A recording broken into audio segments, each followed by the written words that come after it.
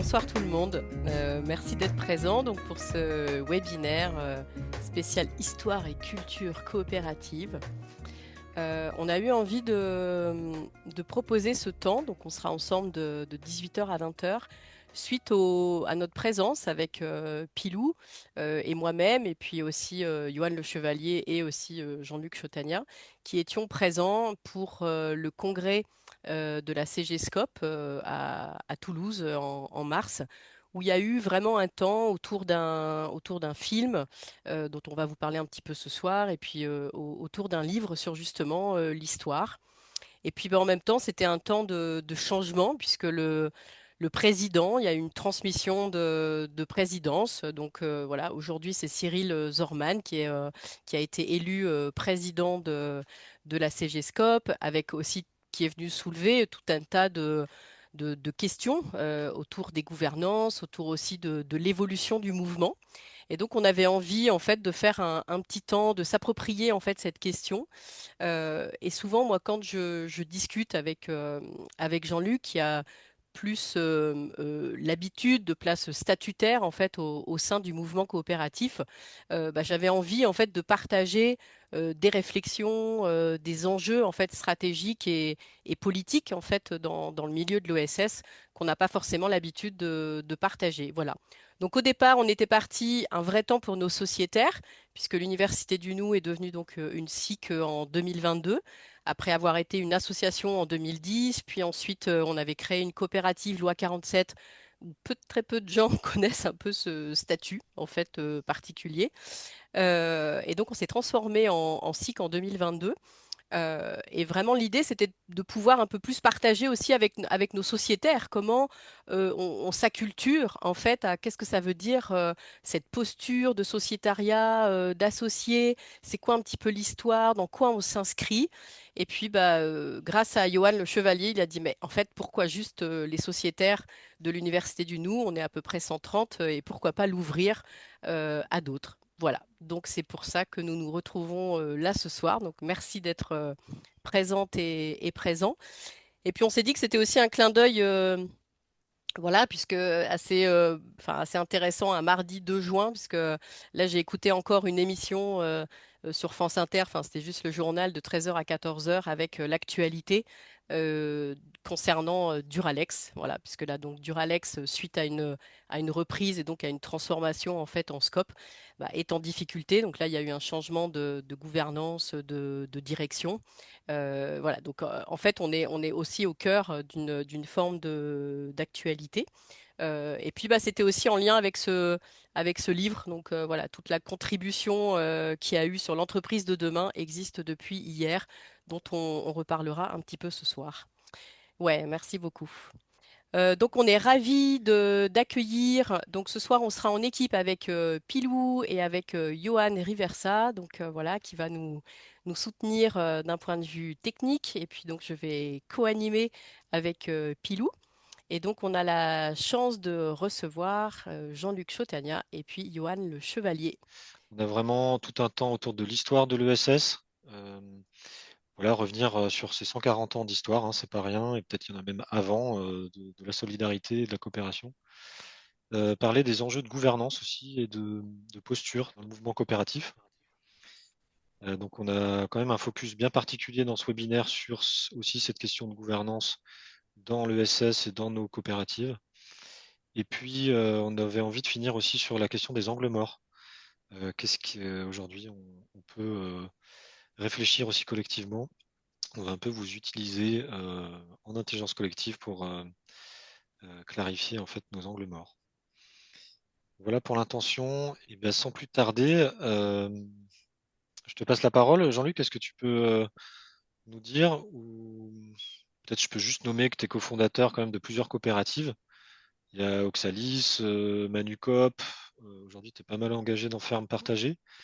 Tu es administrateur aussi de l'URSCOP Aura, donc Rhône-Alpes-Auvergne. Et puis, tu es sociétaire de la SIC, notamment Université du Nou. Tout à fait. Et effectivement, je suis membre de plusieurs coopératives. En fait, je kiffe l'action collective. Vraiment, j'ai beaucoup de plaisir à être dans des groupes et surtout à voir comment ces groupes agissent et transforment leur environnement. Et je l'ai vécu de plein de fois. Voilà, j'ai beaucoup de plaisir. Et puis, depuis quelques années, je me suis engagé aussi dans la transmission puisque je suis enseignant-chercheur associé à l'Université de Lyon 2.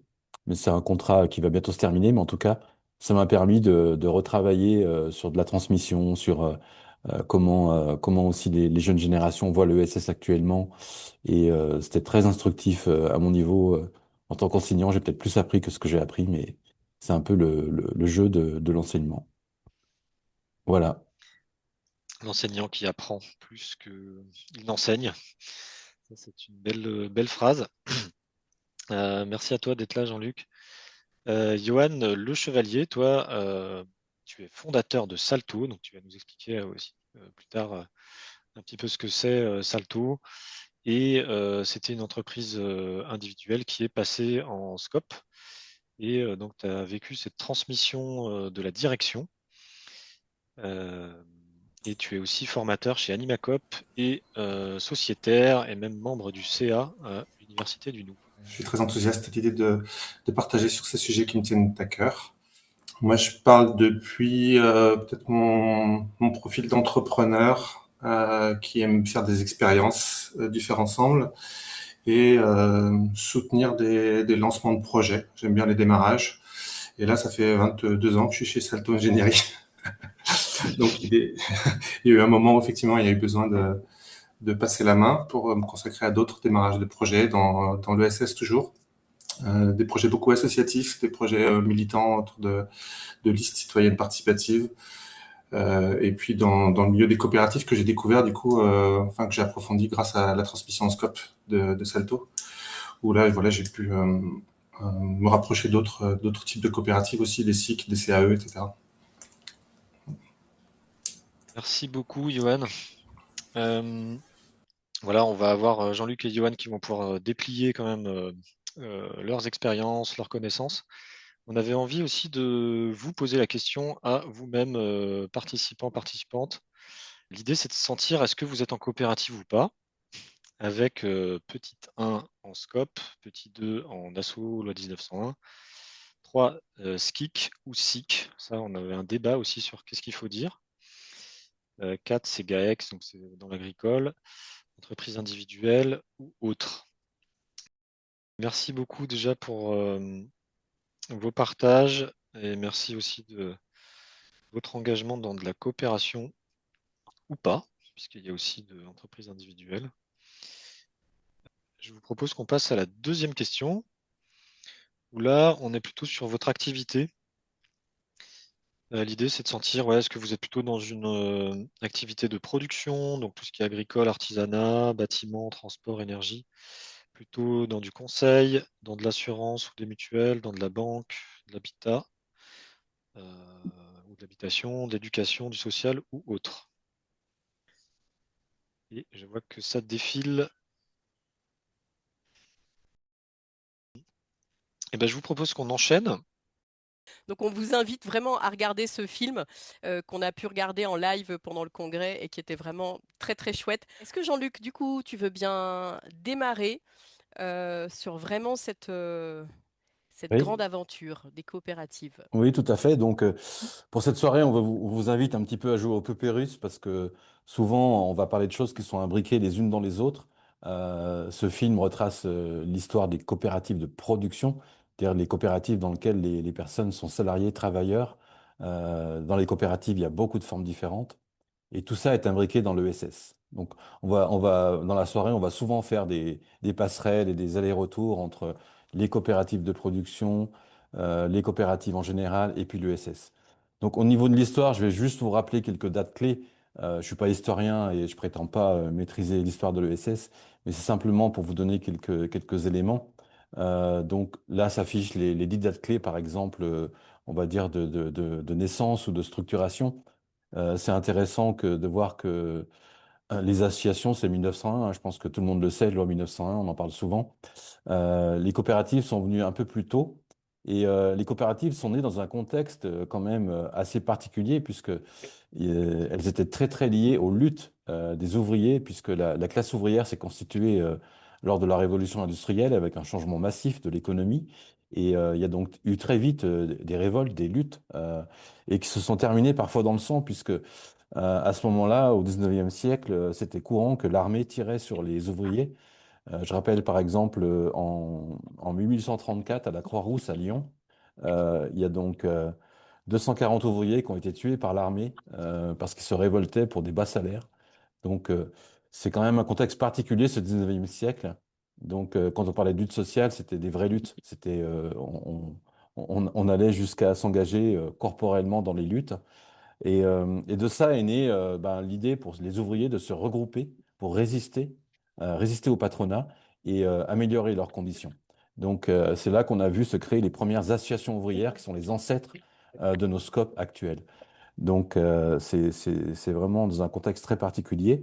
Et puis il y a eu des dates marquantes, donc notamment en 1910 par exemple, il y avait déjà 500 coopératives de production en France. Ce mouvement ouvrier s'est structuré en même temps que la naissance des syndicats. Il y a une histoire commune au départ, la création à la fois de syndicats pour négocier, résister, et puis parallèlement des associations qui ont fini par déboucher à la création d'entreprises collectives. Euh, il y a un bruit de fond, je ne sais pas, c'est bizarre. Je crois que j'ai coupé, c'est bon. Ah, ok.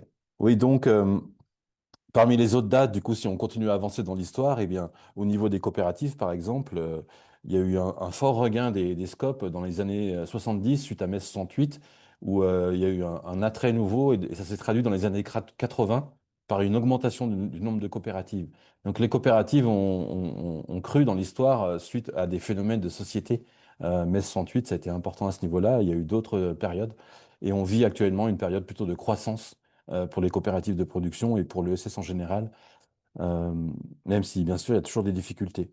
Donc, pour parler plus de l'ESS, du coup, il y a eu donc là aussi différents mouvements qui se sont croisés pour réunir, pour converger et créer l'ESS, l'économie sociale et solidaire, puisqu'au départ on parlait surtout d'économie sociale. Il y a eu l'apparition de l'économie solidaire dans les années 80 et une fusion à la fin des années 2000 pour converger vers l'ESS. Une date, par exemple, 1993, la création de la première CRES, Chambre régionale d'économie sociale et solidaire. Donc ça, c'est fait vraiment par étapes. Et l'ESS réunit en fait des mouvements sociaux, des organisations qui sont très très différentes, mais qu'on sentit qu'il fallait converger pour créer une unité, pour être plus fort et plus présent dans l'économie.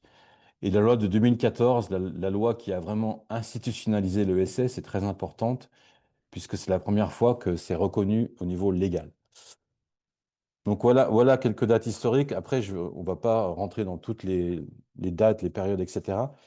Mais ce que je voulais surtout mettre en avant, c'est qu'est-ce que ça veut dire cette histoire pour l'ESS? Parce que ce soit l'histoire des organisations ou l'histoire du regroupement des organisations de leur réseau, la façon dont elles sont nées, le contexte dans lequel elles sont nées, ça imprime leur façon de se développer, leur façon de penser, leur façon de se gouverner. Et, euh, et l'histoire sociale n'est donc pas anodine aujourd'hui dans comment par exemple, la CGSCOP, dont on va parler après, qui est le mouvement représentatif des SCOP, comment la CGSCOP se structure. Un point important qu'il faut rappeler, c'est donc cette naissance dans les luttes, ce qui fait que dans l'ESS, il y a toujours une tension entre la dimension revendicatrice de l'ESS, transformative, c'est-à-dire on est pour s'opposer à quelque chose, et la dimension gestionnaire, puisqu'une fois que l'organisation est installée, elle va penser à se pérenniser, elle va penser à se développer. Il y a aussi une question autour de la marginalisation, puisque l'ESS est né dans la marge, l'ESS est né dans les alternatives. Donc du coup, il y a toujours ce sentiment d'être un petit peu en dehors de la société et du coup de vouloir à tout prix montrer qu'on est normal. Montrer qu'on est normal, c'est aussi une voie vers la banalisation. Donc il y a toujours cette tension permanente entre le fait de se vivre comme comme des organisations qui sont comme les autres ou des organisations alternatives. La place croissante de l'économie, au fil du temps, on voit que dans l'histoire, l'économie prend de plus en plus de place dans les choix politiques. Et là, maintenant, c'est arrivé je dirais, un extrême, puisque le néolibéralisme imprime la politique, les choix politiques. Et c'est pas anodin, du coup, que le mouvement de l'ESS se soit appelé économie sociale et solidaire. ça aurait pu être autre chose. Et parfois, les associations se reconnaissent moins dans l'ESS, puisqu'il y a des associations qui ont clairement, avant tout, une action militante et pas forcément une action économique. Euh, il y a donc aussi dans l'ESS la création de multiplicité de structures, y compris de réseaux, puisque comme il y a une très grande diversité dans l'ESS, eh bien, ça oblige à des représentations très variées. Il y a des fédérations, des confédérations, des réseaux, des groupements, etc. Donc, c'est un paysage qui est très, très diversifié, mais qui entraîne parfois la création de structures qui échappent à leurs membres. Alors, les structures elles-mêmes veulent se pérenniser, les fédérations veulent se pérenniser, etc. Donc, à un moment donné, elles peuvent se déconnecter des besoins de leurs membres. Et puis, il y a aussi des dérives, puisqu'on sait qu'on vit dans un monde capitaliste et que du coup, il y a une pression constante pour que l'ESS perde ses principes. Il y a eu notamment des lois qui ont permis aux coopératives de créer des filiales non coopératives. Donc ça a été une ligne rouge qui a été franchie, notamment au niveau du monde agricole. Voilà un Jean-Luc, petit peu, oui. je veux bien que tu précises quand tu dis déconnecter en fait des besoins de leurs membres. Je veux bien que tu clarifies en fait, que tu déplies un petit peu ça. Qu'est-ce que ça veut dire exactement? Alors, c'est toute la tension dans l'ESS au niveau des réseaux qui regroupent ces organisations. Donc elles vont créer à des moments elles ont besoin de se regrouper, elles ont besoin d'agir ensemble, elles ont besoin d'avoir des services communs. Donc elles vont créer des structures. Et ces structures-là, leur rôle, en fait, c'est d'être au service de leurs membres. Mais c'est aussi quelque part de se pérenniser. Donc du coup, il y a une tension entre la nécessité pour ces structures collectives qui regroupent des organisations de se pérenniser et de trouver le moyen de se pérenniser, versus ben, comment les membres, eux, quels sont leurs besoins? Leurs besoins évoluent. Si on crée des services, ces services changent, comment on fait pour les arrêter et en faire d'autres? Donc il y a toute une tension autour de ça dans les fédérations et les réseaux en général. Voilà, d'accord. Donc voilà, donc c'est ça, hein. Donc les formes d'institutionnalisation du coup peuvent nous faire déconnecter en fait des besoins. Il y a Renaud qui dit il semblerait utile de différencier ESS et coopérative. Oui, tout à fait. Donc bah justement, ça tombe bien parce que là, vous voyez sous vos yeux donc les différentes familles, on appelle ça les familles de l'ESS, qui ont été réformées par la loi de 2014. Donc, au sein de l'ESS, donc c'est 10% de l'économie en France environ, hein. Il y a donc les coopératives, les mutuelles, les sociétés commerciales d'utilité sociale, les fondations, les associations. Chacune de ces familles est définie par des textes de loi spécifiques qui définissent leur statut, qui définissent leur périmètre, qui définissent leur fiscalité, etc. Pour autant, tout est regroupé au sein de l'ESS grâce à la loi de 2014 qui a créé un chapeau commun pour ces structures, et notamment la définition de l'utilité sociale et de l'innovation sociale et plein d'autres définitions qui ont été inscrites dans la loi. Et si on veut pousser plus loin, au niveau de la diapo suivante, là, on voit maintenant focus sur les coopératives dans l'ESS. Donc, au sein même des coopératives, il y a différentes formes. Donc là, on a parlé pour l'instant des coopératives de production. C'est celles où les travailleurs sont impliqués directement parce qu'ils sont salariés de leur coopérative. Mais ensuite, il y a plein d'autres modèles. Il y a les coopératives d'entreprise, que ce soit les coopératives agricoles, d'artisans, de taxis, etc., de pêcheurs. Il y a des banques coopératives, il y a des coopératives d'usagers, comme les coopératives de consommation, les coopératives scolaires, d'habitants, etc. Et puis les coopératives multisociétariales, celles qu'on dénomme sous le terme de SIC, Société coopérative d'intérêt collectif.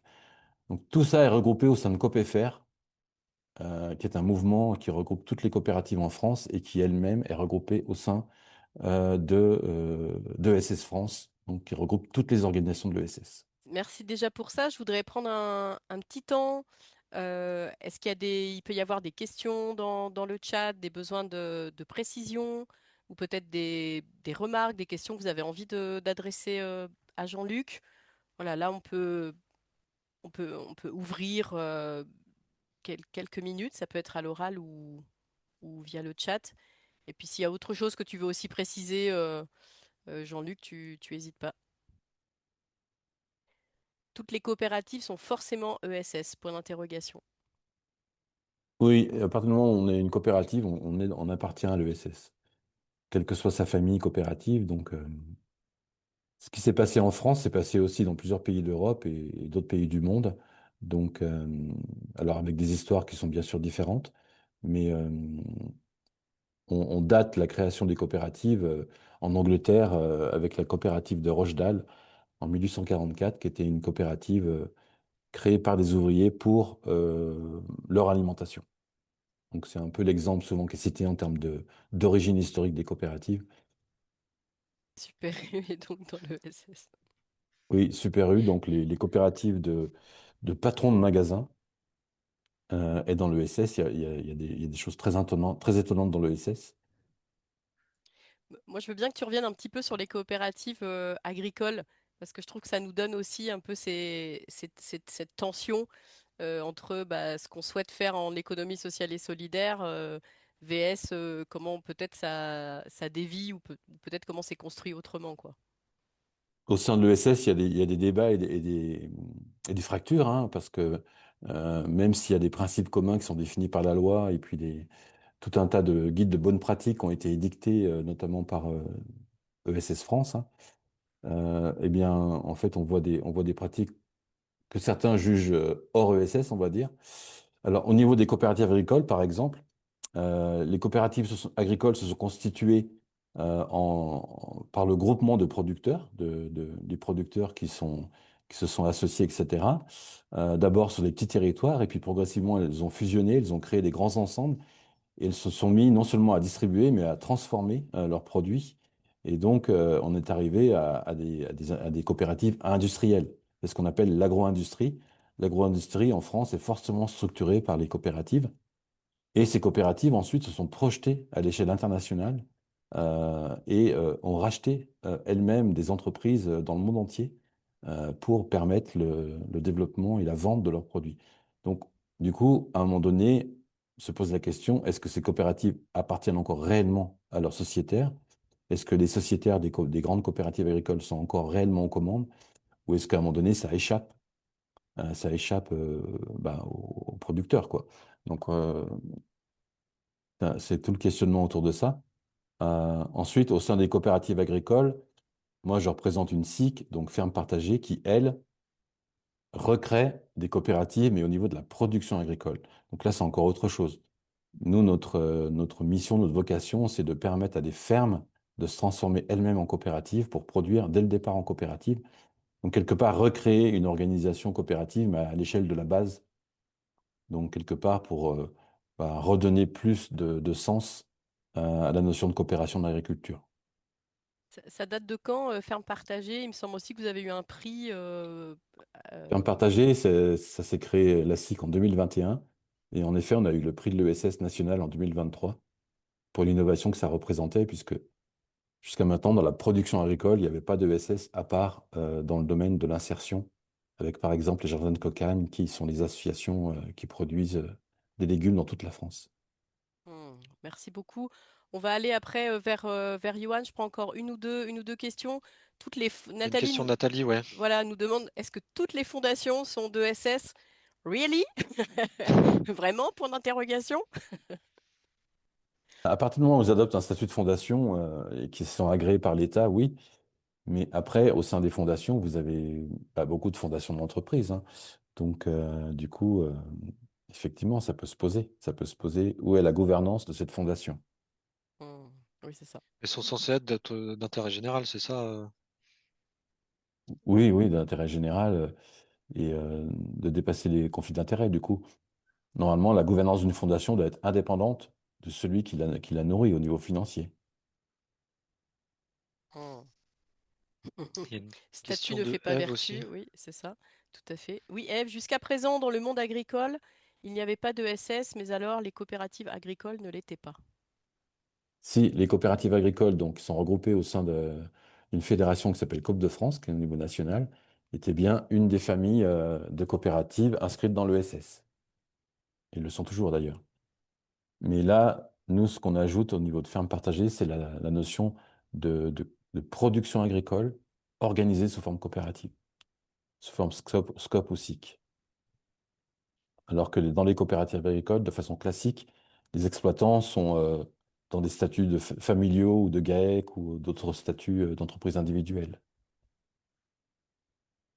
Je prends encore une question et puis après on va passer au témoignage de Johan. Selon toi, est-ce la taille ou le temps qui fait dériver une intention coopérative ESS en multinationale bancaire après voilà, qui détruisent le vivant? Point d'interrogation.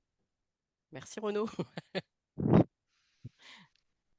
Il y a une multiplicité de facteurs qui font la dérive, parce que même dans des petites organisations coopératives, il peut y avoir une dérive.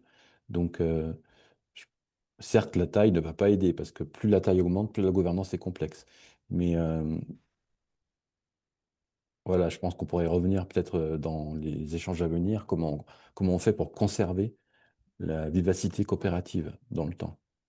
Oui, après on va revenir sur les enjeux du coup de gouvernance, etc. Ok. Merci déjà Jean-Luc, ça va pour toi pour cette première partie. Mhm. Ouais, Euh, merci du Jean-Luc. Du coup, moi, j'ai envie d'aller vers toi, Johan, puisque là, bah, voilà, on a traversé un peu le temps avec la naissance, avec le mouvement.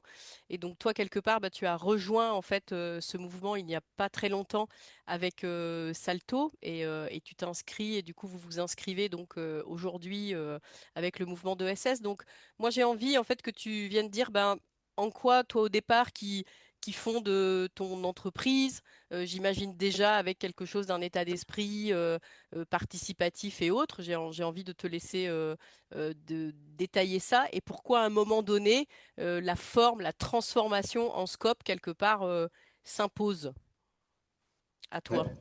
merci. Alors, moi, j'ai pas fondé cette entreprise. En fait, j'étais le premier gérant de cette entreprise. C'est Premier quelqu'un gérant. voilà, qui est quelqu'un qui voulait fonder cette entreprise et qui cherchait quelqu'un pour l'administrer. Et donc, moi, c'était un métier que je voulais apprendre. Donc, Salto Ingénierie, c'est une société qui fait de l'ingénierie acoustique dans le bâtiment. C'est un métier dans lequel je ne connaissais rien et j'avais envie d'apprendre ça. Et j'ai trouvé quelqu'un qui voulait monter une boîte qui faisait ça et qui était prêt à me former. Et moi, je sortais d'une expérience de 2 ans de salariat dans laquelle je me suis senti très inconfortable parce qu'en lien avec une hiérarchie avec laquelle je n'étais pas parfaitement aligné. Et moi, si je me sens pas parfaitement aligné et que j'ai pas mon mot à dire, ça pète. Et donc, ça a pété en 2 ans. Et donc, j'ai cherché une façon de pouvoir travailler sans être dans ce rapport hiérarchique qui était très inconfortable pour moi. Et je me suis retrouvé en fait, à avoir cette proposition inespérée d'avoir la possibilité d'être complètement autonome dans mon travail, et d'apprendre le métier que je voulais faire. Et bon an, mal an, je me suis retrouvé en fait finalement chef parce que euh, moi qui voulais pas de chef, je me suis retrouvé chef par le regard des salariés que j'ai embauchés au fur et à mesure, et par aussi la responsabilité légale en fait qui s'impose à un chef d'entreprise et du coup qui impose tout un tas d'obligations pour lesquelles moi je n'étais pas du tout formé ni préparé. Je n'étais pas du tout préparé à être chef. Et donc j'ai senti un inconfort dans cette posture-là. Et donc j'ai voulu expérimenter d'autres façons de faire que je faisais un peu comme ça, de manière assez instinctive. Et c'est là que j'ai rencontré l'université du Nou quand je suis devenu associé unique, parce qu'au début j'étais pas associé, donc j'avais pas trop les commandes libres pour pouvoir faire comme je voulais. Mais une fois que je me suis retrouvé associé unique, là j'avais toutes les possibilités que je voulais, et j'ai rencontré l'université du Nou à peu près à ce moment-là, qui m'a dit mais en fait c'est outillé, c'est documenté, viens vivre des expériences. Et donc j'ai vécu ça, et ça a été effectivement une expérience irréversible dans l'histoire de l'entreprise.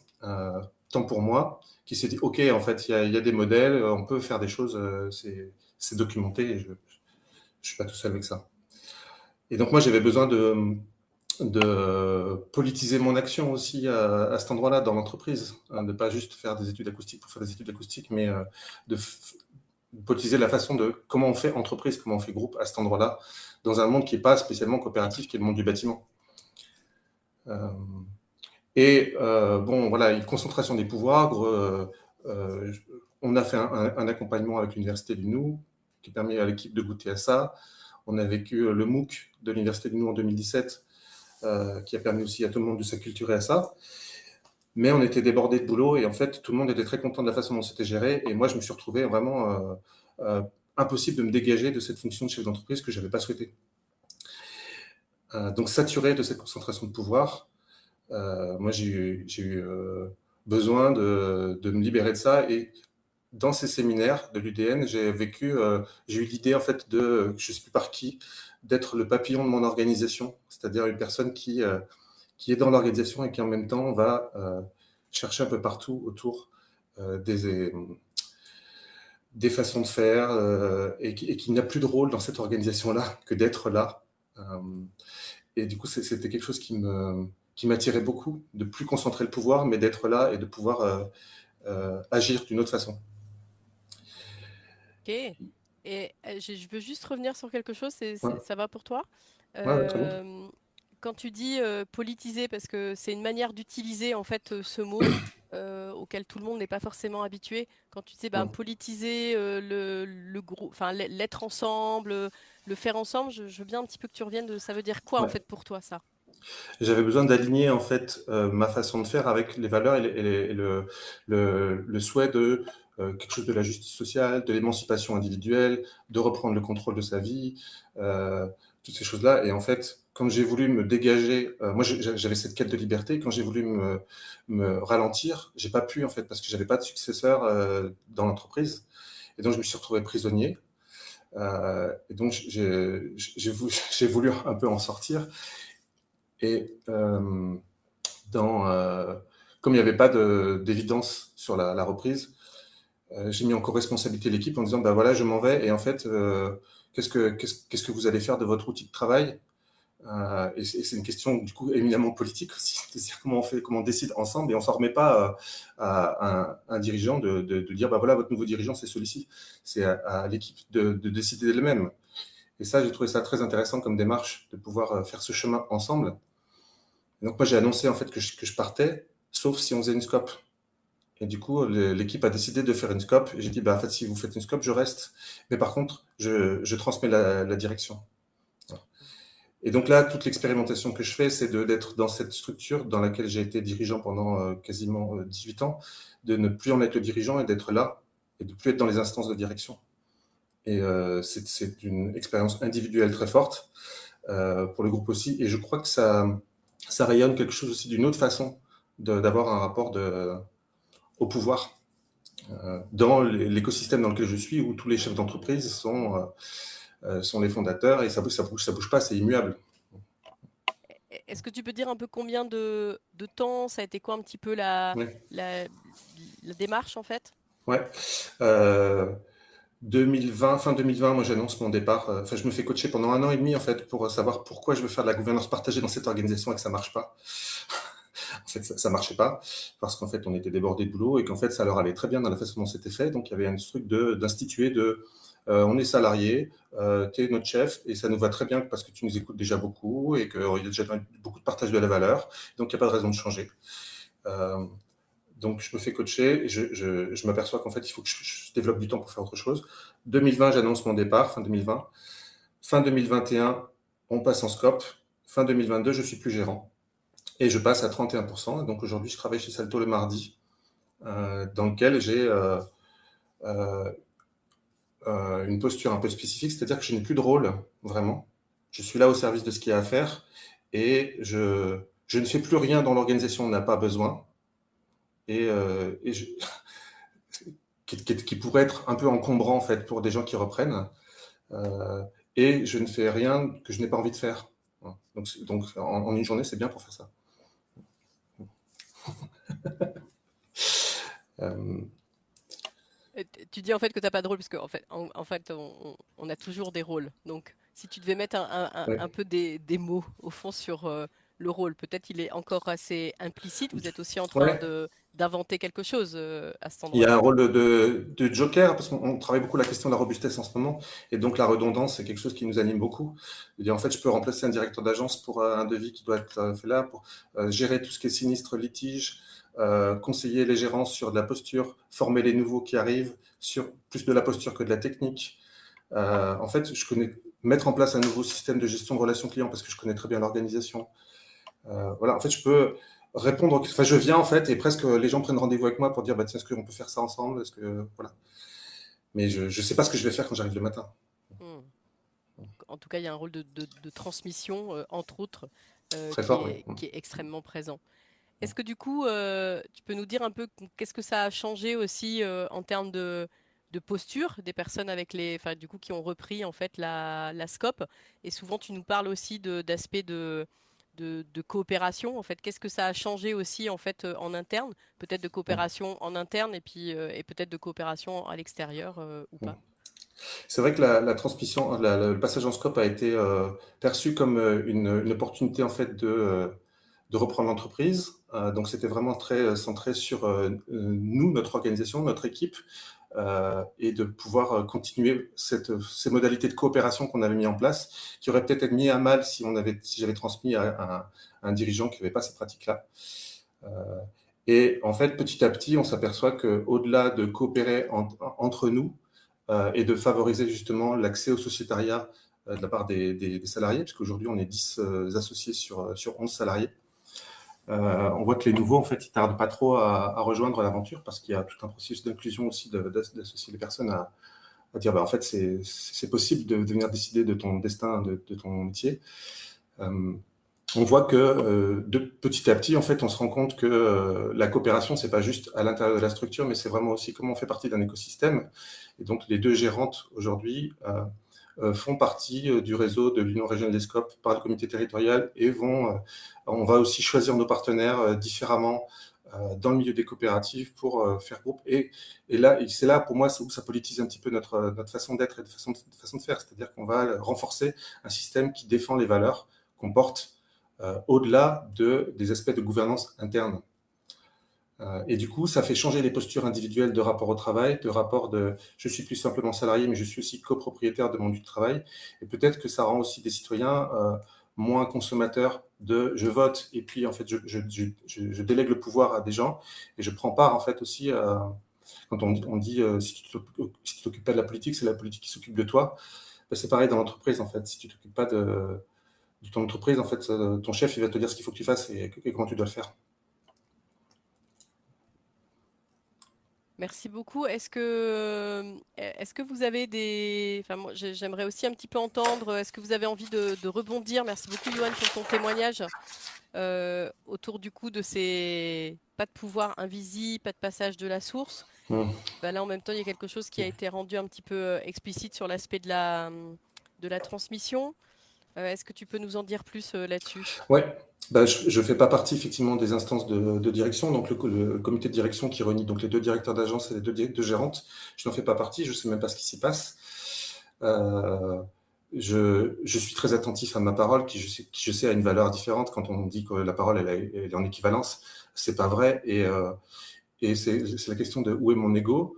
Et en fait, aujourd'hui, la confiance est telle qu'on peut me le dire quand j'exerce malgré moi un pouvoir d'influence ou quand ça a un peu dérapé. C'est dit et c'est entendu parce qu'il y a une confiance dans la capacité à se dire les choses. Les gérantes, du coup, ont été élues par élection sans candidat et aujourd'hui, c'est assez singulier dans notre profession, c'est qu'on a deux gérantes qui ont été embauchées initialement comme secrétaires et qui ne sont pas des professionnels du métier. Et dans les bureaux d'études, dans le bâtiment, je ne connais pas de gestion, de gérance qui ne soit pas l'ingénieur senior qui est le grand lead d'expertise. Et cette question-là, elle a été très travaillée en préparation de l'élection sans candidat, de dire quel lead l'équipe se souhaite. Et en fait, le lead d'expertise a tout de suite été exclu. En fait, en ayant cartographié les rôles, on a dit en fait, on n'a pas besoin d'un expert pour faire le lead. Et du coup, c'est ce qui a permis. Et c'était une surprise parce qu'en fait, avant la veille de l'élection sans candidat, personne ne pouvait préjuger de qu'est-ce qui allait sortir. On n'avait jamais évoqué ces questions de nom. On avait travaillé de la posture, de nos critères de choix, mais aucun nom. Et c'est le matin même où sur 7 voix d'associés, on a eu 6 votes différents. 6 combinaisons différentes. Et aujourd'hui, en fait, on est en passe de renouveler cette gérance. L'élection sans candidat aura lieu à cet automne. Et voilà, en tout cas, pour le moment, ça a montré que ça a fonctionné, quoi. Ouais, c'est une sacrée expérience, dis donc. Ouais. Moi, j'ai une question justement sur le changement de posture des salariés, je dirais, aujourd'hui associés. Depuis ton point de vue, qu'est-ce que tu pourrais dire en fait de ce changement qu'ils ont dû opérer et qui aujourd'hui les mettent plutôt dans une posture de co-responsabilité, si j'entends bien? Moi, j'entends de la part des jeunes, en tout cas, beaucoup de postures d'écoute. Alors, on a la pratique du cercle depuis très longtemps, bien avant d'être en scope, en réalité, hein. Donc, déjà, on avait ces pratiques d'intelligence collective, de décision par consentement, bien avant d'être en scope. Donc, le passage en scope n'a été finalement que une légitimation de trucs, enfin, un truc de c'est statutaire maintenant, c'est comme ça que ça fonctionne. Et du coup, il y a un petit espèce de rituel de quand je passe de salarié à associé, ça devient une décision, c'est plus je participe à un fonctionnement. Et on voit que ça intervient assez tôt dans l'envie de contribuer. Et les jeunes, en fait, je trouve qu'ils sont euh, à la fois, ils se disent je viens associer et en même temps, conscience, je suis jeune et donc je sais pas grand-chose et donc j'écoute beaucoup euh, et je contribue à la hauteur de ce que je sais, mais il y a je ne vis pas d'arrogance ou de ça y est, je suis associé, je suis en équivalence avec les autres, etc. Je trouve qu'il y a vraiment quelque chose de respect de où sont les compétences, où sont les et en même temps, tout le monde a la possibilité de s'exprimer. C'est pas un grand bouleversement le passage de salarié à associé dans la mesure où on a déjà ces pratiques-là avec l'ensemble de l'équipe. Ok. Et quand tu dis les jeunes, c'est des jeunes enfin, qui sont arrivés récemment ou Ouais, et c'est... qui sortent de l'école et qui arrivent récemment, ouais. Dire plus jeune que Et du toi. coup, ouais, et, et qui découvrent effectivement ce mode, en fait, et je m'aperçois que on est 11 personnes chez Salto, et je suis étonné de voir comment les jeunes ingénieurs n'ont jamais entendu parler de Scope. C'est-à-dire qu'ils viennent, c'est l'annonce. Nous, c'était vraiment en phare dans l'annonce, c'était bien en un gros paquet. Et quand à l'entretien, on leur parle de. Alors que ça vous fait quoi, Scope? Ah oui, presque j'avais pas fait attention. Enfin, ou je sais pas trop ce que c'est. Ça a l'air intéressant. Mais... Hmm. Est-ce qu'il y a d'autres Merci beaucoup. On a encore un petit point ensemble par rapport à comment aussi Salto s'inscrit en fait dans le territoire. Est-ce que Salto est porteuse de quelque chose par rapport justement à l'économie sociale et solidaire. Voilà, comment est-ce qu'elle s'inscrit dans le paysage, peut-être de l'inter aussi orga, et peut-être d'autres types de. Est-ce que ça a permis aussi d'autres types d'implications? Mais je voudrais juste, avant ça, voilà, si vous avez des questions, je te laisse, Ouais, Pilou. il y a une question justement sur quel écho dans le milieu professionnel de Salto. Et après, bon, c'est un peu ce que tu viens de proposer aussi, Lydia, de comment ça s'inscrit un peu sur le côté co-gérance euh, non senior. C'est pas non Est-ce senior, c'est que... non sachante du métier cœur de Hmm. l'entreprise. Parce que Non ce sont expert. effectivement les deux personnes les plus âgées en fait de l'entreprise, mais c'est non experte du métier. Ouais. Hmm. Par porosité, en fait, on évolue dans un environnement qui n'est pas du tout l'ESS, en fait, hein. On est dans le monde du bâtiment et en fait, le nombre de coopératives est ridicule dans l'environnement dans lequel on est. Et on est un acteur qui est reconnu sur notre territoire comme une entreprise qui marche bien, qui fait du bon boulot. Et du coup, le fait qu'on ait opéré cette transformation, ça interroge. Et que quand les gens s'adressent à moi et que je leur dis, mais moi, je ne suis pas celui qui sait, je ne suis pas celui qui décide, et donc je renvoie vers les personnes, il y a toujours encore, même 4 ans plus tard, des gens qui m'appellent pour juste répondre à un appel d'offres. Je dis, mais qu'est-ce que tu n'as pas compris? Enfin, je ne fais pas du tout ça. En fait. Et voilà, on a des personnes qui s'occupent de ça. Donc ça bouscule encore, mais c'est super parce que c'est vraiment l'occasion. Moi, je suis très content en fait que justement Salto soit dans un environnement très peu ESS parce que ça donne à voir ça aussi que ça fonctionne bien, c'est joyeux et j'ai de plus en plus de personnes qui me demandent au fait et nous en fait on est dans cette phase de peut-être le départ de la gérance et comment on va faire. Et moi je l'ai fait en dehors d'un moment de retraite. C'est pas la retraite, c'était pas forcé en fait, c'était un vrai choix. Et là ça se présente pas mal pour des gens qui partent à la retraite. Et j'ai quelques demandes en fait ah ça c'est intéressant, ça a l'air de marcher en fait. Merci beaucoup, Johan. On avait envie aussi de peut-être vous poser des questions à vous. Donc là, l'idée, c'est plutôt d'aller clarifier vos enjeux de gouvernance à vous, dans vos coopératives, dans vos entreprises, dans vos assos. Et l'idée, c'est plutôt pour nous de collecter un peu ça. Donc, ça va nous faire de la matière. On va pas forcément avoir le temps de rentrer dedans. Mais voilà la question, quels sont mes enjeux de gouvernance associée sociétaire par rapport aux salariés, un peu dans la veine de ce que vient de partager Johan. Si vous vous posez un peu sur votre organisation, euh, bah, quels sont ces enjeux-là? Est-ce que vous êtes en capacité de nous les partager? On va laisser le chat ouvert sur cette question. Et puis, je vois le temps qui file. Il nous reste une heure. Peut-être on va sur le sujet justement de la gouvernance, Lydia. Ouais, ouais, carrément. Parce que de toute façon, ça fait le pont. Et j'aime bien aussi la question, Marie-Emmanuelle, donc de nouveaux modèles d'affaires. Et on voit beaucoup d'entreprises être en difficulté. Est-ce que vous pensez que ça peut être donc plus robuste, etc. Moi, j'ai envie de te donner du coup la balle, Jean-Luc, par rapport à cette question. Ça, enfin, juste pour dire que ça a été assez présent à la CGScope et que Cyril, il a beaucoup insisté en fait sur le fait que, au fond, les entreprises du champ de l'économie sociale et solidaire étaient à bien d'endroits en fait beaucoup plus robustes en fait que les entreprises classiques.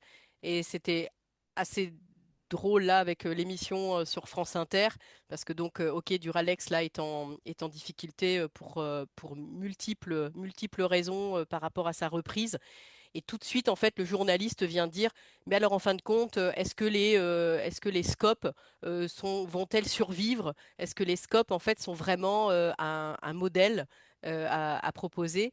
Et il y a une personne, donc il y avait la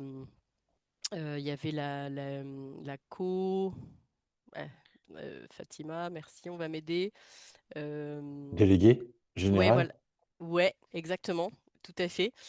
Qui a dit, bah, si justement les entreprises en coopérative sont 10% en fait supérieures, robustes. Tu me corrigeras si le chiffre est pas tout à fait exact. Et il y a une personne qui a envoyé un message en disant, mais quand en fait les entreprises classiques se pètent la tronche, on vient pas remettre en fait en question entièrement le modèle des entreprises classiques. Voilà. Donc je trouvais que c'était aussi très intéressant quand il y a des marges ou quand il y a des alternatives, à chaque fois qu'il y a un peu une difficulté, du coup, on vient remettre entièrement en fait la question, la cause, quoi. Donc c'était, voilà, je trouvais que c'était assez rigolo par rapport à ce qu'on avait à traiter ce soir. Du coup, Jean-Luc, je veux bien que tu prennes la main du coup sur la suite au niveau des gouvernances et des enjeux autour de gouvernance et démocratie. Oui, tout à fait. Bah, je peux réagir rapidement par rapport à Duralex. C'est vrai que là, bah, c'est critique parce qu'il y a une partie des médias dont on connaît l'orientation qui vont bien sûr en profiter pour taper sur le dos des scopes. Donc ça, c'était couru d'avance. Mais juste pour situer, quand les salariés reprennent une entreprise et quand ça se passe au tribunal, ils ont souvent uniquement quelques semaines pour monter leur projet. Et leur reprise se situe souvent au moment où l'entreprise a déjà été complètement vidée de son actif par ce qu'on appelle notamment les fonds vautours, hein, puisque maintenant, toutes ces questions-là de reprise d'entreprise sont financiarisées. Il y a des entreprises spécialisées pour reprendre les entreprises, justement, les vider de leurs actifs. Et ensuite, quand il n'y a plus rien, mais il ne reste plus que les salariés. Et voilà. Donc, ce que je veux dire, c'est que le contexte de Duralex, c'est un contexte très difficile. Et c'est très complexe au départ de reprendre ce type d'entreprise. Autre point pour illustrer, l'État a misé 750 000 euros sur Duralex. Uniquement 750 000 euros, une entreprise comme ça qui vise 40 millions d'euros de chiffre d'affaires, c'est pas du tout à la hauteur, on va dire, des enjeux.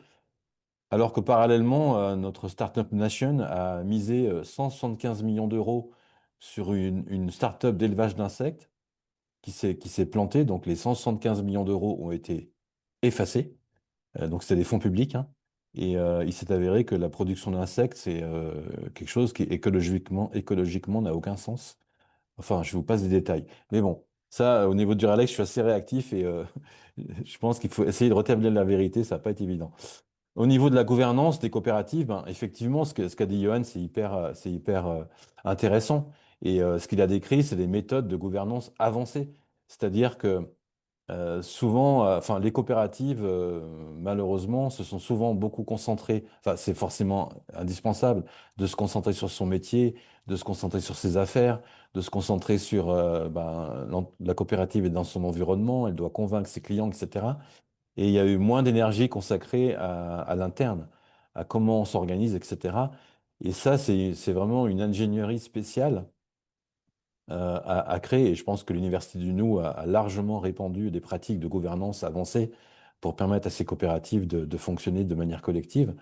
Je peux témoigner aussi, par exemple, au niveau de fermes partagées, donc la SIC dans lequel je travaille, on est en train de créer une formation de paysans, paysannes de fermes collectives. Et c'est un parcours en fait qui va s'ajouter à la formation agricole parce qu'on considère que gérer une ferme collective, c'est un métier en soi. Et d'ailleurs, dans nos fermes collectives qu'il y a là dans la région, c'est considéré comme un atelier. Il y a l'atelier maraîchage, il y a l'atelier boulangerie et il y a l'atelier collectif. Ça fait partie de l'organisation, du cœur de l'organisation. Donc déjà, ça, si on ne le prend pas en compte dans les coopératives, ça va être très difficile de maintenir la cohésion. Il y avait des questions justement sur la dégénérescence, hein. La dégénérescence des coopératives, elle a été décrite. Et c'est souvent parce qu'on n'est pas capable de revivifier le projet de façon périodique. Et une crise peut aussi permettre ça. Une crise interne peut aussi permettre de se reposer des questions, de refonder le pourquoi on est ensemble, le sens de l'action commune. Donc là, on vous a affiché les 7 principes coopératifs. C'est intéressant quand même de voir que normalement, toutes les coopératives du monde, hein, doivent adhérer à ces principes, puisque c'est des principes qui sont définis par l'Alliance coopérative internationale au niveau mondial. Donc c'est même des principes qui sont transculturels du coup, et qui traversent toutes les langues et toutes les communautés. Donc, on va dire ça, c'est la base. Mais après, ces principes, évidemment, il faut les faire vivre. Et il y a plein de façons de les faire vivre. Il y a plein de pratiques aussi qu'il faut prendre en compte. Ce qui est compliqué quand même, c'est aussi les niveaux d'implication, puisque dans un groupe humain, bah, il y a des personnes qui sont très investies, des personnes qui sont peu investies, des personnes qui ont des parcours de vie qui font, parce que c'est la famille, parce qu'il y a plein d'autres choses, il y a des naissances, etc., qui vont être moins présents. Donc, comment faire cohabiter ces différences d'implication dans les coopératives? C'est souvent un sujet qui revient. Euh, voilà, donc ça, je pense que ça, on pourra détailler, on pourra aller plus loin par rapport à ça. Je voudrais juste faire un petit focus du coup. Bon, une fois qu'on a parlé des coopératives elles-mêmes, de leur gouvernance, du coup, ces coopératives, elles sont regroupées dans des réseaux, des mouvements, etc. Comme toutes les structures de l'ESS, ce que je vous ai dit au départ, il y a une organisation qui structure tout ça.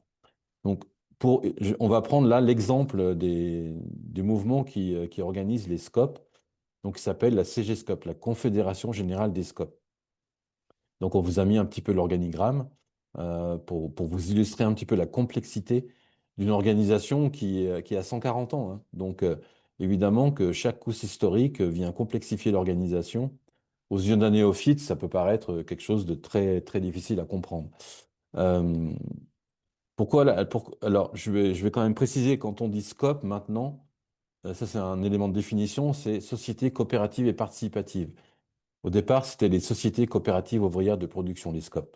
Mais ce terme a changé pour inclure justement les SIC et les CAE, puisque progressivement, on rejoint les SCOP d'origine, donc ce que je vous ai parlé au départ des associations ouvrières, on rejoint ces SCOP, d'abord les CAE, les coopératives d'activité et d'emploi, qui sont nées dans les années 2000. Donc là, c'est des entrepreneurs individuels qui se regroupent en coopérative. Et puis les SIC à partir de 2002, donc les sociétés coopératives d'intérêt collectif. Donc, ce mouvement reflète toutes ces dimensions, toutes ces formes coopératives, les SCOP se sont appelés les sociétés coopératives et participatives. Voilà. Donc, c'est une organisation qui regroupe actuellement environ 4500 coopératives pour 95 000 salariés. Donc, toutes ces structures, ces entreprises adhèrent à un mouvement. Ce mouvement est fédéré au niveau régional et au niveau national avec des fédérations métiers. Donc, dans les métiers, il y a les bâtiments, il y a la communication, l'industrie et les coopératives d'activité et d'emploi. Bon, je pourrais vous expliquer en détail, mais c'est un peu compliqué. Ce que je voulais surtout insister ce soir au niveau de ce mouvement de la CGSCOP, c'est une illustration un petit peu de comment le SS fonctionne et comment le SS aussi arrive à traduire la gouvernance de ces organisations de base dans des organisations, ce qu'on appelle des organisations fêtières, c'est-à-dire des organisations qui les regroupent pour qu'elles puissent mener des actions communes. Donc, la CGSCOP, on vous a montré juste avant, tu peux peut-être revenir en arrière sur la résolution. Voilà, la résolution numéro 7, elle a été votée en mars au Congrès de Toulouse. Donc, c'est une décision collective qui va orienter les 4 prochaines années de vie de ce mouvement. Donc, qu'est-ce qui a été décidé? C'est que le mouvement va adapter son organisation et son gouvernance afin de faire vivre son fonctionnement démocratique et éthique et cultiver la proximité avec l'ensemble de ses membres. Donc, cette résolution-là, bah, elle va, à partir de l'organigramme que vous avez vu, elle va essayer de faire évoluer son organisation interne pour la rendre encore plus démocratique et plus éthique. D'accord? Ça veut dire qu'il y avait forcément des difficultés. Et de manière générale, dans les organisations de l'ESS, il y a des problématiques démocratiques. Parce que c'est pas facile du tout de faire vivre une fédération à l'échelle nationale, il y a une diversité culturelle en France, il y a des régions, on a l'outre-mer, il y a des grandes distances qui séparent les organisations, il y a des besoins qui sont très différents entre les cycles, les scopes, les CAE, etc. Il y a des besoins très, très importants. Et pour illustrer, pour illustrer un petit peu, alors je continue dans l'exemple de la CGScope, parce que c'est l'exemple que je connais le mieux, étant membre depuis pas mal de temps et observateur attentif des coopératives, parce que j'en ai accompagné beaucoup aussi. Euh, Qu'est-ce qui pose problème dans un fonctionnement de confédération comme ça? Alors, peut poser problème, par exemple, l'équilibre qu'il peut y avoir entre les centres de décision qui sont situés en France en général, dans l'ESS, mais comme ailleurs, en région parisienne et au niveau des régions. Donc, comment on fait pour articuler des besoins locaux, territoriaux, à des besoins nationaux dans un même réseau. Un autre point qui peut poser problème, c'est quelle est la place de chaque membre? Puisque dans une organisation de l'ESS, c'est régi par le principe une personne, une voix. Du coup, on pourrait s'attendre à ce que dans une organisation de l'ESS, ce soit une structure, une voix. Or, ce n'est pas toujours le cas. Par exemple, dans la CGScope, le poids respectif des adhérents n'est pas le même selon le nombre de salariés que comprend la coopérative. Donc, tout ça pour dire que, il y a quand même une notion de grande coopérative et de petite coopérative. Donc, c'est un point qui peut poser problème. Est-ce que les petites coopératives se sentent représentées? Est-ce que les grandes coopératives se sentent suffisamment représentées? Parce qu'elles n'ont pas du tout les mêmes besoins en termes d'accompagnement et de services. Donc, c'est un sujet qui crée des tensions. Euh, Ensuite, par rapport spécifiquement à la CGScope, il y a quand même un fait nouveau, c'est qu'au départ, les scopes étaient essentiellement les organisations de travailleurs associés, de salariés associés. Et puis sont venus les CAE, et puis sont venus les SIC. Et du coup, maintenant, le mouvement, là, c'est 95 000 salariés. Ils sont salariés de différentes configurations d'entreprise. Et en plus, vous savez que les SIC, c'est des organisations qui sont multiparties prenantes. C'est-à-dire que dans les SIC, on a non seulement les salariés, mais on a aussi des bénévoles, on a aussi des associations, on a aussi des collectivités territoriales, etc., qui sont associées à ces SIC. Et du coup, ça, c'est aussi une question, puisqu'actuellement, toutes ces, toutes ces associés de SIC ne sont pas représentés du tout dans la gouvernance et n'ont aucun poids dans la gouvernance de leur fédération, quoi. Donc, c'est un sujet de débat, de discussion, en disant est-ce qu'il faut ouvrir du coup la CGScope à d'autres types d'adhérents, puisque les SIC sont de toute façon multisociétariales, etc. Donc là, vous voyez, on est toujours dans de l'équilibre qu'on fait peser, comment on équilibre un petit peu dans un mouvement national la place de chacun. Euh, autre anomalie, enfin qu'on peut considérer comme une anomalie, ce mouvement coopératif de coopérative, il est régi par des associations. C'est-à-dire que concrètement, par exemple, les unions régionales sont des associations, ne sont pas des coopératives. Donc ça, c'est lié à l'histoire, hein. Il y a eu il y a tout un tas d'explications historiques qui aboutissent à ça. Mais ça crée quoi? Ça crée le fait, par exemple, que les salariés de ces unions régionales ou les salariés de la Confédération générale des SCOP ne sont pas associés. Ils sont salariés des associations au service des coopératives. Donc, on peut considérer que ça peut quand même poser question dans cette configuration. Euh, voilà. Donc, vous voyez que cette résolution-là, si on regarde un petit peu ce qu'il y a derrière cette résolution, il y a plein de tensions à résoudre et elles ne sont pas faciles à résoudre parce que, en général, il y a une culture dans les scopes qui est plus de l'unanimisme. C'est-à-dire que dans une coopérative, quand on gère une entreprise collective, on cherche avant tout à créer des synergies, on cherche à créer de l'unité, puisque pour l'action économique, c'est très important de ne pas avoir trop de clivages, trop de fractures, donc trouver des façons de se réunir sur des objectifs simples Et du coup, ça transparaît aussi au niveau du mouvement, où on cherche avant tout à construire avant tout de fortes convergences avant de créer des changements. Donc, tout le monde est conscient, je pense, au niveau de la CGSCOP, qu'il y a des réelles tensions. Mais de là à trouver les convergences qui vont permettre de les résoudre et à quelle échéance de temps, ça, c'est un autre problème. Autre constante qu'il y a dans le mouvement des scopes, pour rentrer un peu plus dans l'intérieur, c'est un petit peu. Alors, dans les scopes, c'est pareil, il y a une habitude à ne pas faire trop transparaître les conflits internes. Il y a un peu un syndrome au niveau des scopes de dire le milieu des affaires en général, il ne croit pas du tout en la gouvernance collective. Il veut avant tout voir des chefs qui émergent, des leaders charismatiques si possible, et qui conduisent leur organisation. Et du coup, le fait d'être en scope, quelque part, ça crée un trouble. Et en général, les scopes ont pris l'habitude, du coup, de toujours se présenter comme étant des organisations où tout se passe bien, où il y a une gouvernance qui est bien claire, bien établie, etc. Et du coup, enfin, moi, je considère que ça, a un petit peu ça transparaît un petit peu dans la façon de conduire des débats au sein de ce mouvement, où il y a souvent, ben, c'est des débats qui ont lieu, mais ils ont lieu dans des cercles et ça ne transparaît pas à l'extérieur. Et c'est pour ça qu'actuellement, il y a beaucoup d'adhérents, SCOP, SIX, AE, etc., qui n'ont pas conscience de tous les enjeux traversés par leur mouvement, parce qu'il y a beaucoup de débats qui sont faits un peu en catimini, mais pas forcément par désir de ne pas être transparent, mais par désir de montrer au monde une face stable. Voilà. C'est comme ça que je l'interprète en tout cas. Donc voilà quelques éléments sur l'organisation. Donc, du coup, voilà, maintenant, ce mouvement, là, la CGSCOP, est parti sur un cycle de 4 ans avec de nouvelles personnes à sa tête. Il y a eu des gros changements. Et du coup, maintenant, bah, voilà, on s'y met, on a des résolutions. Et comment on fait pour transformer progressivement ce mouvement pour qu'il s'adapte un petit peu à son environnement qui change très vite. Donc, on en est là et rendez-vous dans 4 ans pour voir qu'est-ce qui aura changé, qu'est-ce qui n'aura pas changé. Mais voilà, cet exemple de la CGSCOP illustre un petit peu comment les organisations de l'ESS sont fédérées et comment leurs réseaux ont du mal aussi à se transformer parce que c'est des gouvernances très lourdes. Et voilà, il y a aussi des problèmes clairement de représentativité, de parité au sein de ces mouvements.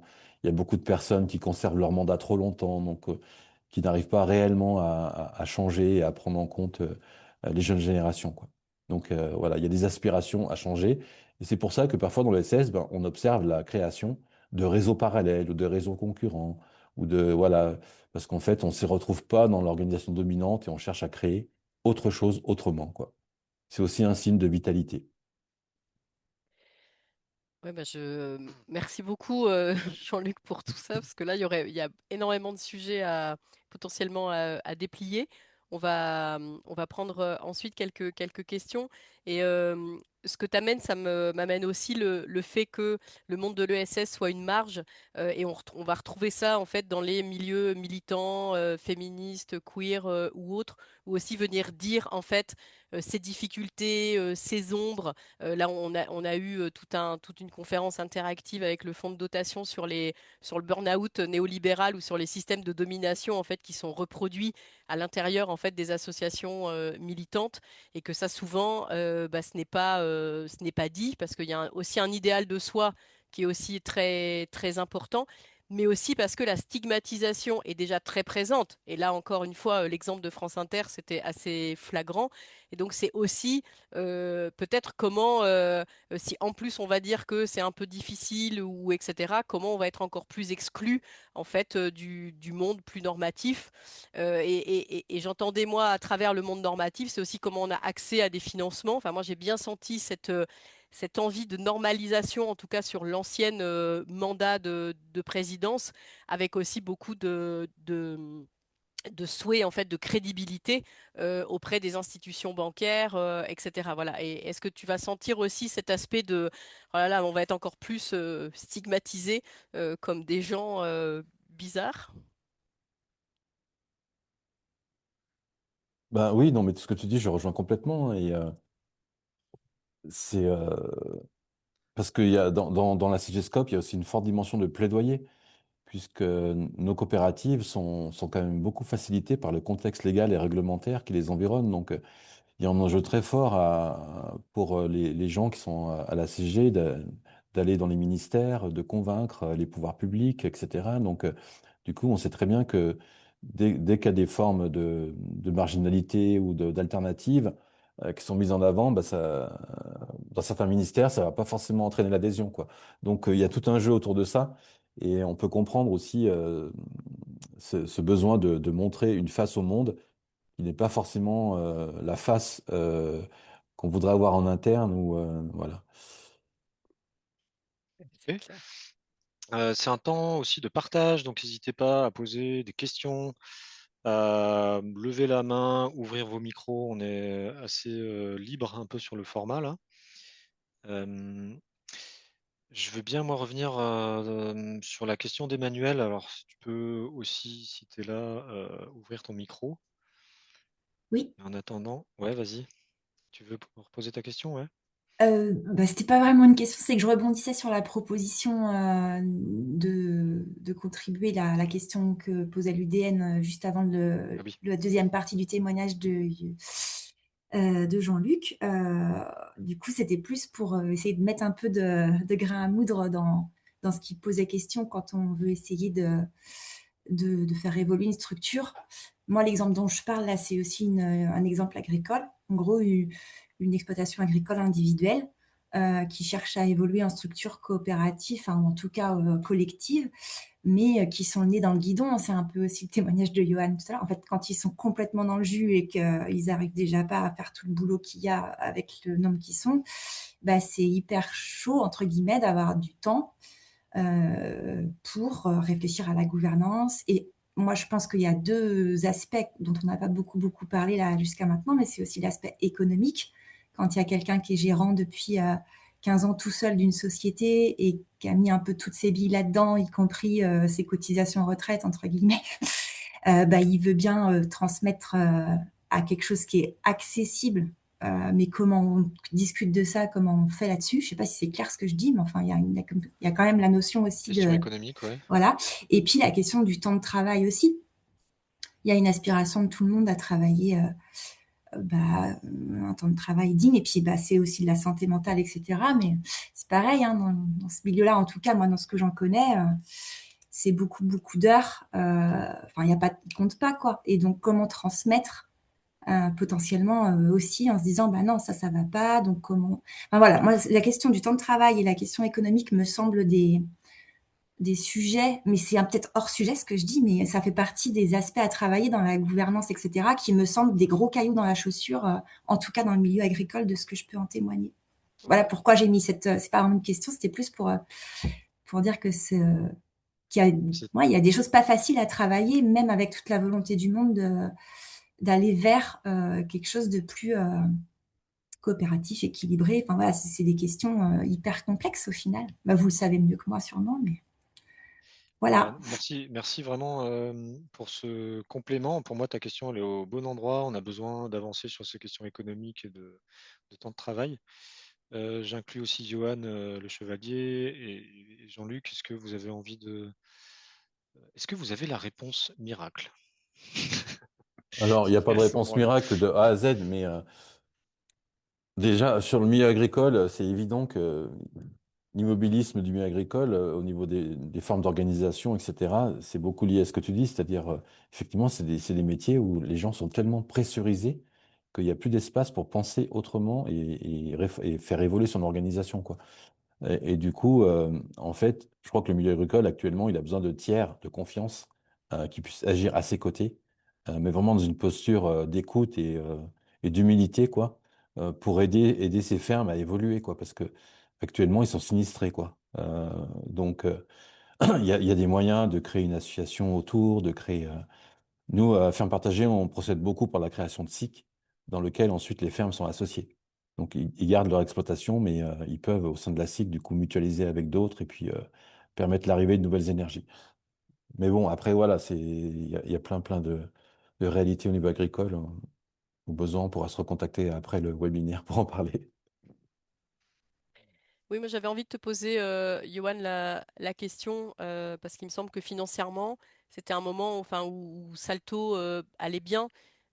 financièrement et en quoi, enfin voilà, est-ce que de fait ça a facilité ou alors au contraire, il y avait aussi peut-être plus d'enjeux en fait financiers, hein, on peut peut-être avoir les deux côtés. Ouais. C'est vrai que cette question, c'était le gros volet qui faisait peur, en fait, aussi, de dire, mais en fait, on n'aura pas les moyens, on peut pas se payer ça. Voilà.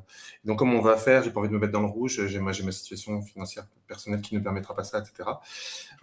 Déjà, c'est lever les tabous et en parler vraiment de manière détendue. C'est-à-dire, c'est un vrai sujet. Et donc, ça aussi, ça nécessite de travailler sa propre. Moi aussi, c'était un truc, je dis, ah oui, je sais pas comment je vais valoriser ça, etc. Et donc, c'est se faire accompagner aussi, vraiment. Il y a des gens qui savent faire ça, et anticiper beaucoup. C'est-à-dire qu'en fait, quand ça se fait dans l'urgence, c'est un peu la panique. Et quand on a le temps, et que moi, en fait, j'ai pris cette décision et en fait, j'avais pas d'urgence que ça se fasse, j'avais de l'urgence que ça se déclenche. Et donc, ça s'est déclenché. Et du coup, d'avoir le temps de pouvoir en discuter et de sentir qu'il y a du mouvement a permis cette discussion de s'installer tranquillement et de pouvoir discuter dans de bonnes conditions. Donc, se donner le temps, vraiment, c'est important, et de se faire accompagner par des sachants, parce que moi, c'est un truc que l'ingénierie financière, de reprise, etc., n'était pas du tout ma tasse de thé. Et j'ai découvert comme les autres, en fait, j'étais un bleu comme les autres. Euh, et donc, c'est en fait, c'est l'entreprise elle était en très bonne santé, elle s'est financée elle-même, en fait. Hein. Les gens ont pris des parts à hauteur de quelque chose d'assez marginal. Parce que l'entreprise allait bien et qu'elle redistribuait déjà beaucoup à ses salariés, ça a permis cette reprise-là. Ça, c'est notre Ok. contexte particulier. Ouais, merci, Merci, Johan. merci beaucoup. Je te donne après Pilou pour les Ouais. questions. Je voudrais juste un tout petit peu compléter par rapport à ces notions euh, aussi de fondateur ou de DG, parce que après, bah, en fait, quand tu crées en effet une coopérative, avec quoi aussi ok, je me regroupe. Euh, En fait, ça pose Lydia est aussi une coopérative à elle-même, hein. tout à fait. Ce- J'ai toutes les parties de moi qui, qui conversent. Cycle Bon, unipersonnel. j'aimerais bien un peu d'organisation personnelle.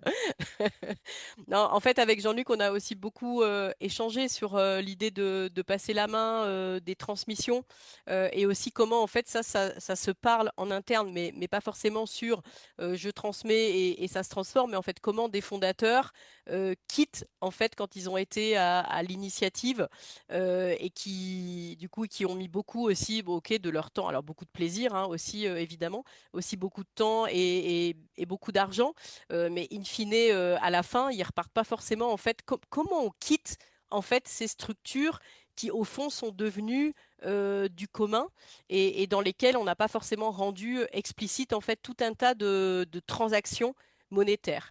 Et moi, je vois aussi beaucoup d'organisations que j'accompagne où, au fond, cette notion un peu de dette, de quitus, de comment en fait les personnes peuvent partir correctement en fait de la structure. Et on sait que dans le champ de l'économie sociale et solidaire, bah, on ne peut pas revendre son entreprise de manière classique pour ensuite rebondir. Je veux bien, Jean-Luc, que tu ailles un petit peu sur ce sujet. Euh, c'est un gros sujet. Ouais, je sais, ouais.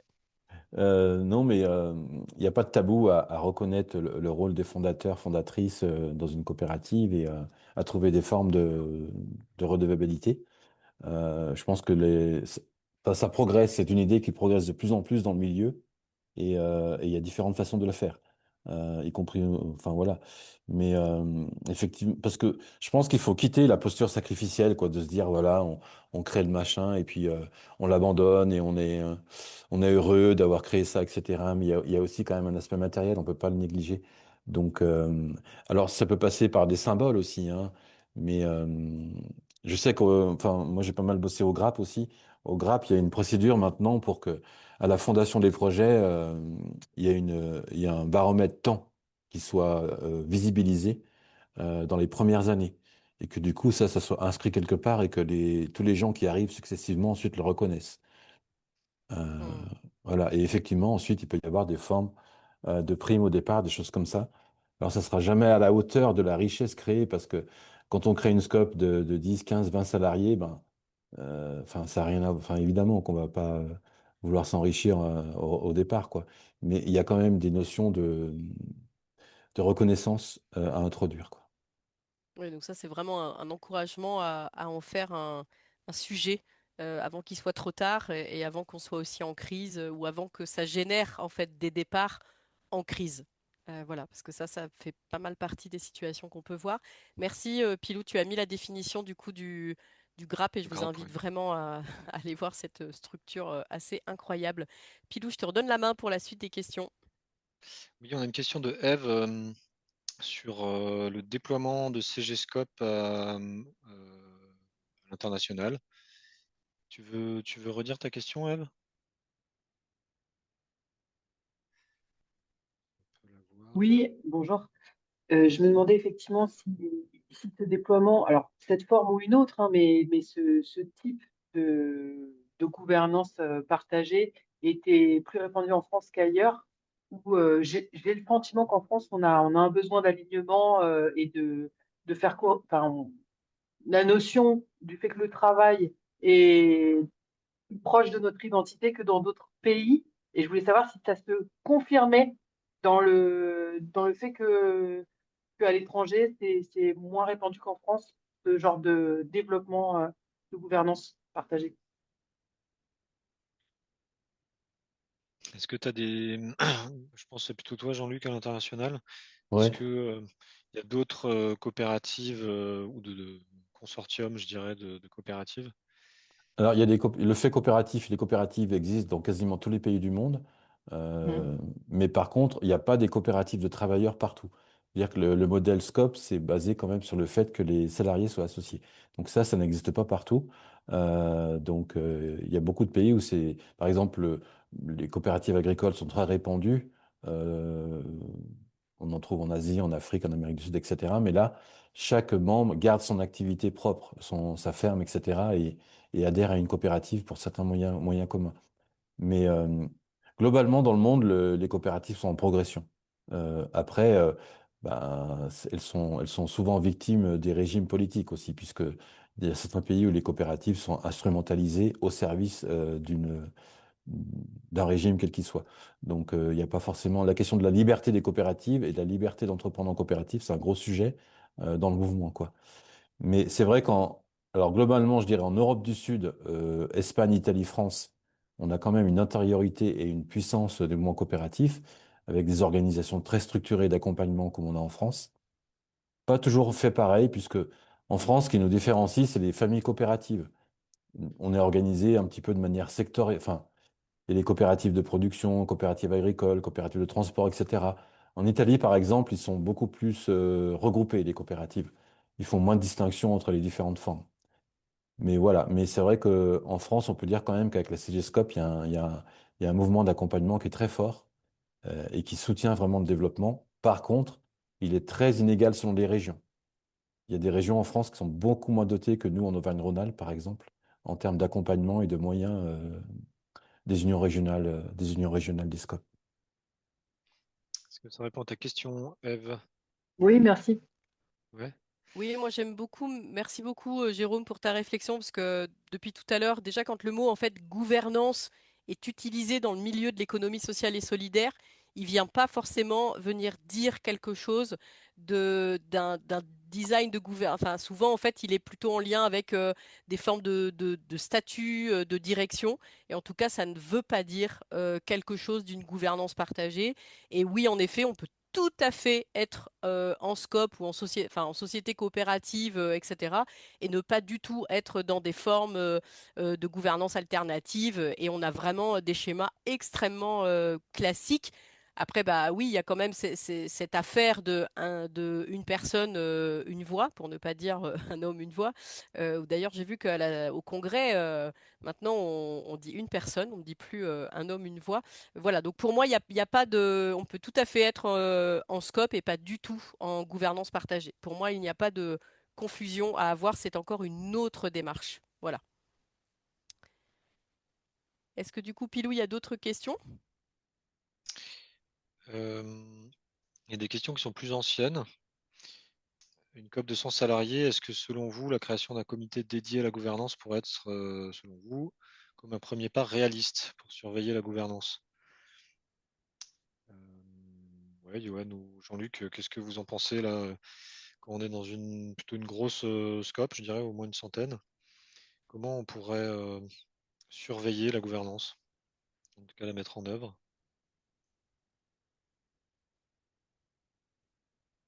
S'il y a déjà un conseil de surveillance dans cette scope ou cette SIG, je ne sais pas, c'est difficile de créer un comité qui aurait un petit peu ce rôle. Par contre, les groupes éphémères au sein des coopératives sont souvent des activateurs de changement.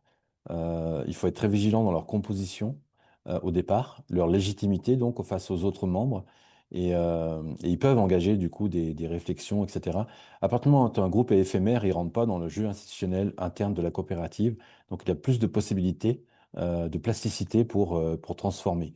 Donc ça peut être un premier pas. Alors je ne sais pas si le terme surveiller ou faire évoluer dans ta question. euh, Parce que surveiller, c'est compliqué, quoi. Surveiller la gouvernance. Oui, c'est pas une scope, c'est une COP. Et oui, merci pour l'idée de éphémère. Et ma question, c'était plus effectivement comment faire évoluer la gouvernance, qui aujourd'hui est très classique de type coopérative, et comment aller vers quelque chose qui ressemblerait plus à la gouvernance partagée et dont ils sont pas peu sensibilisés au courant. Je sors de l'AG, donc c'est très classique dans la gouvernance, et j'aimerais voir des pistes pour essayer de faire bouger ça. C'est ça ma question. Et comme je vois qu'il y a 4 comités, qu'ils ont créé 2 comités spécifiques, un comité d'éthique et un comité de la vie coopérative, donc qui fonctionne, mais je me dis, tiens, pourquoi pas créer un 5e comité, mais c'est pas très réaliste, quoi. Enfin voilà, c'est un peu ça ma question. Même s'ils ont déjà bien avancé sur des sujets. C'est la nef pour pas les nommer. Et donc, coopérative financière, donc là, les salariés sont pas associés. Et c'est les épargnants, qu'ils soient personnes morales ou physiques, qui sont associés, qui composent la gouvernance. Donc, effectivement, donc, il y avait déjà beaucoup d'instances et de comités. Donc, c'est pas forcément évident d'en rajouter un. Donc là, ça veut peut-être dire comment il y a des questionnements, un sondage, comment la base, enfin comment les gens en fait sont questionnés sur peut-être une forme de modélisation en fait qu'ils aimeraient voir advenir ou en tout cas faire évoluer les choses. Et puis c'est vrai qu'a priori peut-être que le comité vie coopérative pourrait peut-être déjà déployer peut-être un petit peu plus de participation, d'intelligence collective, revisiter même des formes d'assemblée générale où aujourd'hui il y a vraiment moyen de faire de faire des choses assez chouettes. Voilà, donc là, c'est ça, c'est peut-être des pistes, sans venir dire tout d'un coup on bouge tout, mais voilà, ça peut être ce comité en tout cas semble un levier possible. Il y a une question aussi autour de un associé, une voix. C'est une manière de aussi éviter de genrer les associés.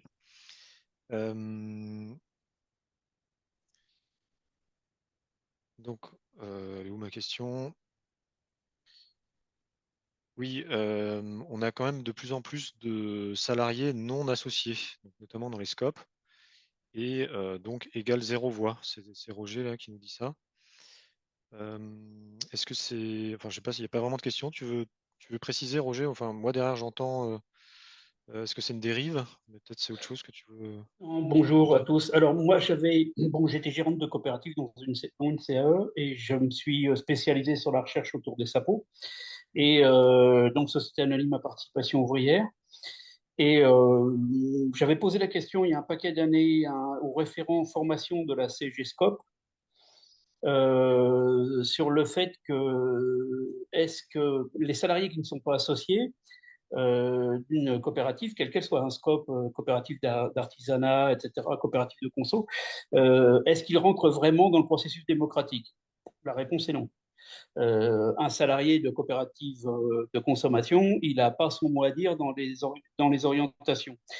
Et il faut quand même se rappeler l'article 8 du préambule de la Constitution de 46, confirmé par la Constitution de 58 qui dit que tout travailleur participe par l'intermédiaire de ses représentants à la définition collective des conditions de travail ainsi qu'à la gestion des entreprises.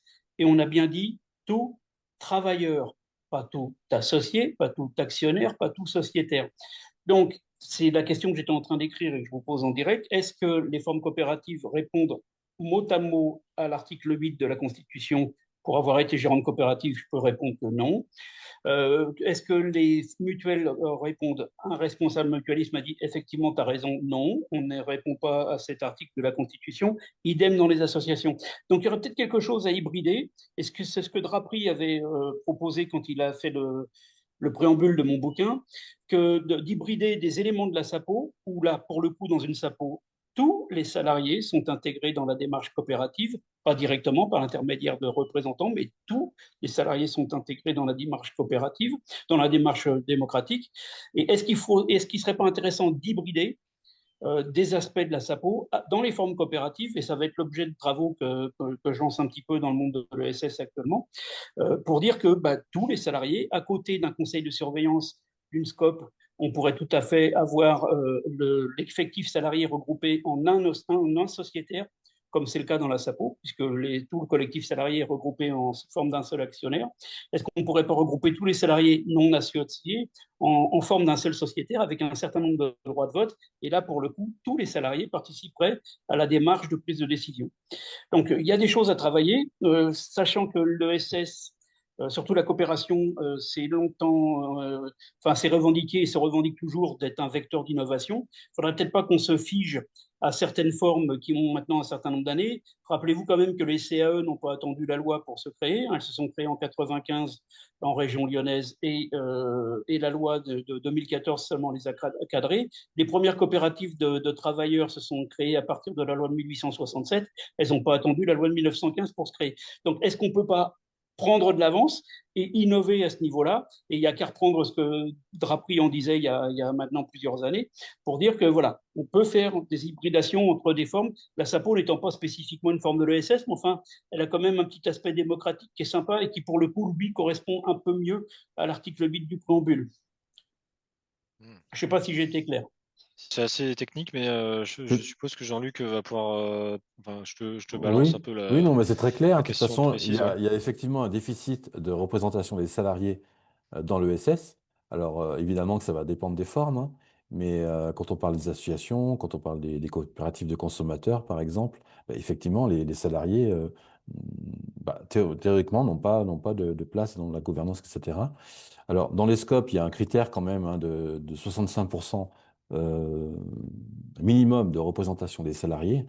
Donc, voilà, les salariés non associés, du coup, ne peuvent représenter que 35% des droits de vote, des droits de vote. Voilà, après, ça va dépendre évidemment des gouvernances, etc. Donc, on peut tout à fait imaginer qu'à l'avenir, il y a une proposition qui aille dans ton sens, en adaptant la SAPO, pour permettre à des structures de l'ESS de créer des collectifs sous une forme juridique ou une autre qui vont les représenter, à condition bien sûr qu'ils le veuillent bien, puisqu'il y a aussi une partie des salariés qui ne veulent pas participer à la gouvernance, qui veulent voilà, pas du tout participer. Ça rejoint aussi une proposition de loi qui a déjà été faite, hein, sur, quand on parle des entreprises traditionnelles, il y a de plus en plus d'entreprises qui vendent des actions à la marge à leurs salariés, mais ils ne sont pas du tout organisés collectivement pour peser dans les gouvernances des grands groupes. Et là aussi, il y a un déficit à ce niveau-là, quoi. Ok, merci. Juste pour mettre en lumière aussi une réflexion sur la place des salariés dans les gouvernances coopératives, que j'avais vu sur un article qui venait d'un syndicaliste et qui disait que finalement, même dans les gouvernances partagées, enfin dans les gouvernances coopératives ou associatives, les salariés, quand ils sont associés à la gouvernance, c'est souvent sur les orientations stratégiques, le budget, les grandes décisions qui finalement sont assez loin de leur travail quotidien et qu'un enjeu et qui pour moi serait aussi peut-être un essor potentiel du mouvement coopératif, c'est à partir du moment où les salariés peuvent avoir le pouvoir sur leur quotidien de travail, la façon d'envisager leur boulot, tous les bullshit jobs ou toutes les contraintes administratives qui s'accumulent sur tout le monde et qu'en fait sur lesquelles on n'a pas de pouvoir d'agir, qui pour moi est finalement les endroits les plus importants et les enjeux les plus forts pour les salariés en termes de j'ai un pouvoir de décision dans cette organisation, alors que les décisions stratégiques, surtout quand c'est des grandes coopératives, peuvent être un peu éloignées de finalement, moi, au quotidien, c'est quoi ma réalité, quoi. Ouais, merci Romain. Plutôt un partage, une question. Je ne sais pas si on veut réagir à ça. Ça rejoint la question, ce qu'on appelle la double qualité, puisque dans les coopératives, les membres ont la double qualité à la fois de salariés et d'associés. Et souvent, le dogme, c'était de dire, vous êtes associé, vous pouvez participer à l'AG, décider à l'AG, etc. Mais en tant que salarié, vous êtes soumis à votre hiérarchie dans le travail, quoi. Et là, ce qu'introduit Romain, c'est de dire, bah oui, mais en fait, est-ce qu'en coopérative, vraiment, on peut fonctionner de manière hiérarchique? Est-ce qu'il n'y a pas quand même une équivalence entre le fait d'être associé, de participer aux décisions, et le fait de pouvoir participer quand même à l'organisation de son travail au quotidien et de peser dans la décision de son chef, quoi. Donc, du coup, ça, c'est un gros sujet aussi de débat au sein de la CGSCOP.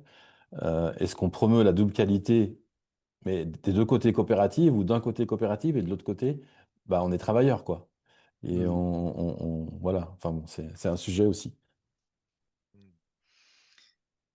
Ouais, merci pour vos questions, merci pour vos commentaires et ajouts à nos deux intervenants et à vous.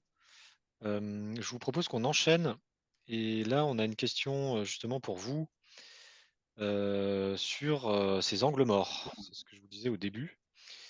Donc, on a peut-être abordé déjà certains aspects, mais quand on vous dit ce mot, là, les angles morts du milieu de l'ESS, alors ça peut être aussi des coopératives de manière un peu plus large, de la coopération. Qu'est-ce qui vous vient qu'est-ce que nous ne voyons pas depuis notre point de vue particulier? Renaud déjà qui dit la gouvernance, l'incarnation des valeurs de l'ESS par Jérôme, l'éparpillement. Tu peux un peu déplier, Laurence, sur l'éparpillement? Les objectifs restent très locaux en général et l'incapacité finalement de prendre le temps ni de peser le poids qu'on représente même sur son territoire. C'est pas quelque chose auquel on pense. On est un peu dans ses œillères, ses valeurs, sa mission. Et je pense qu'on perd une force qui pourrait être bien plus grande si on avait les moyens, se donner les moyens de se relier entre nous et de voilà. C'est ça que j'entends par l'éparpillement. Merci Laurence. On a aussi le recrutement, difficulté à recruter des salariés qui ont déjà les valeurs de la CAE. Par Marine,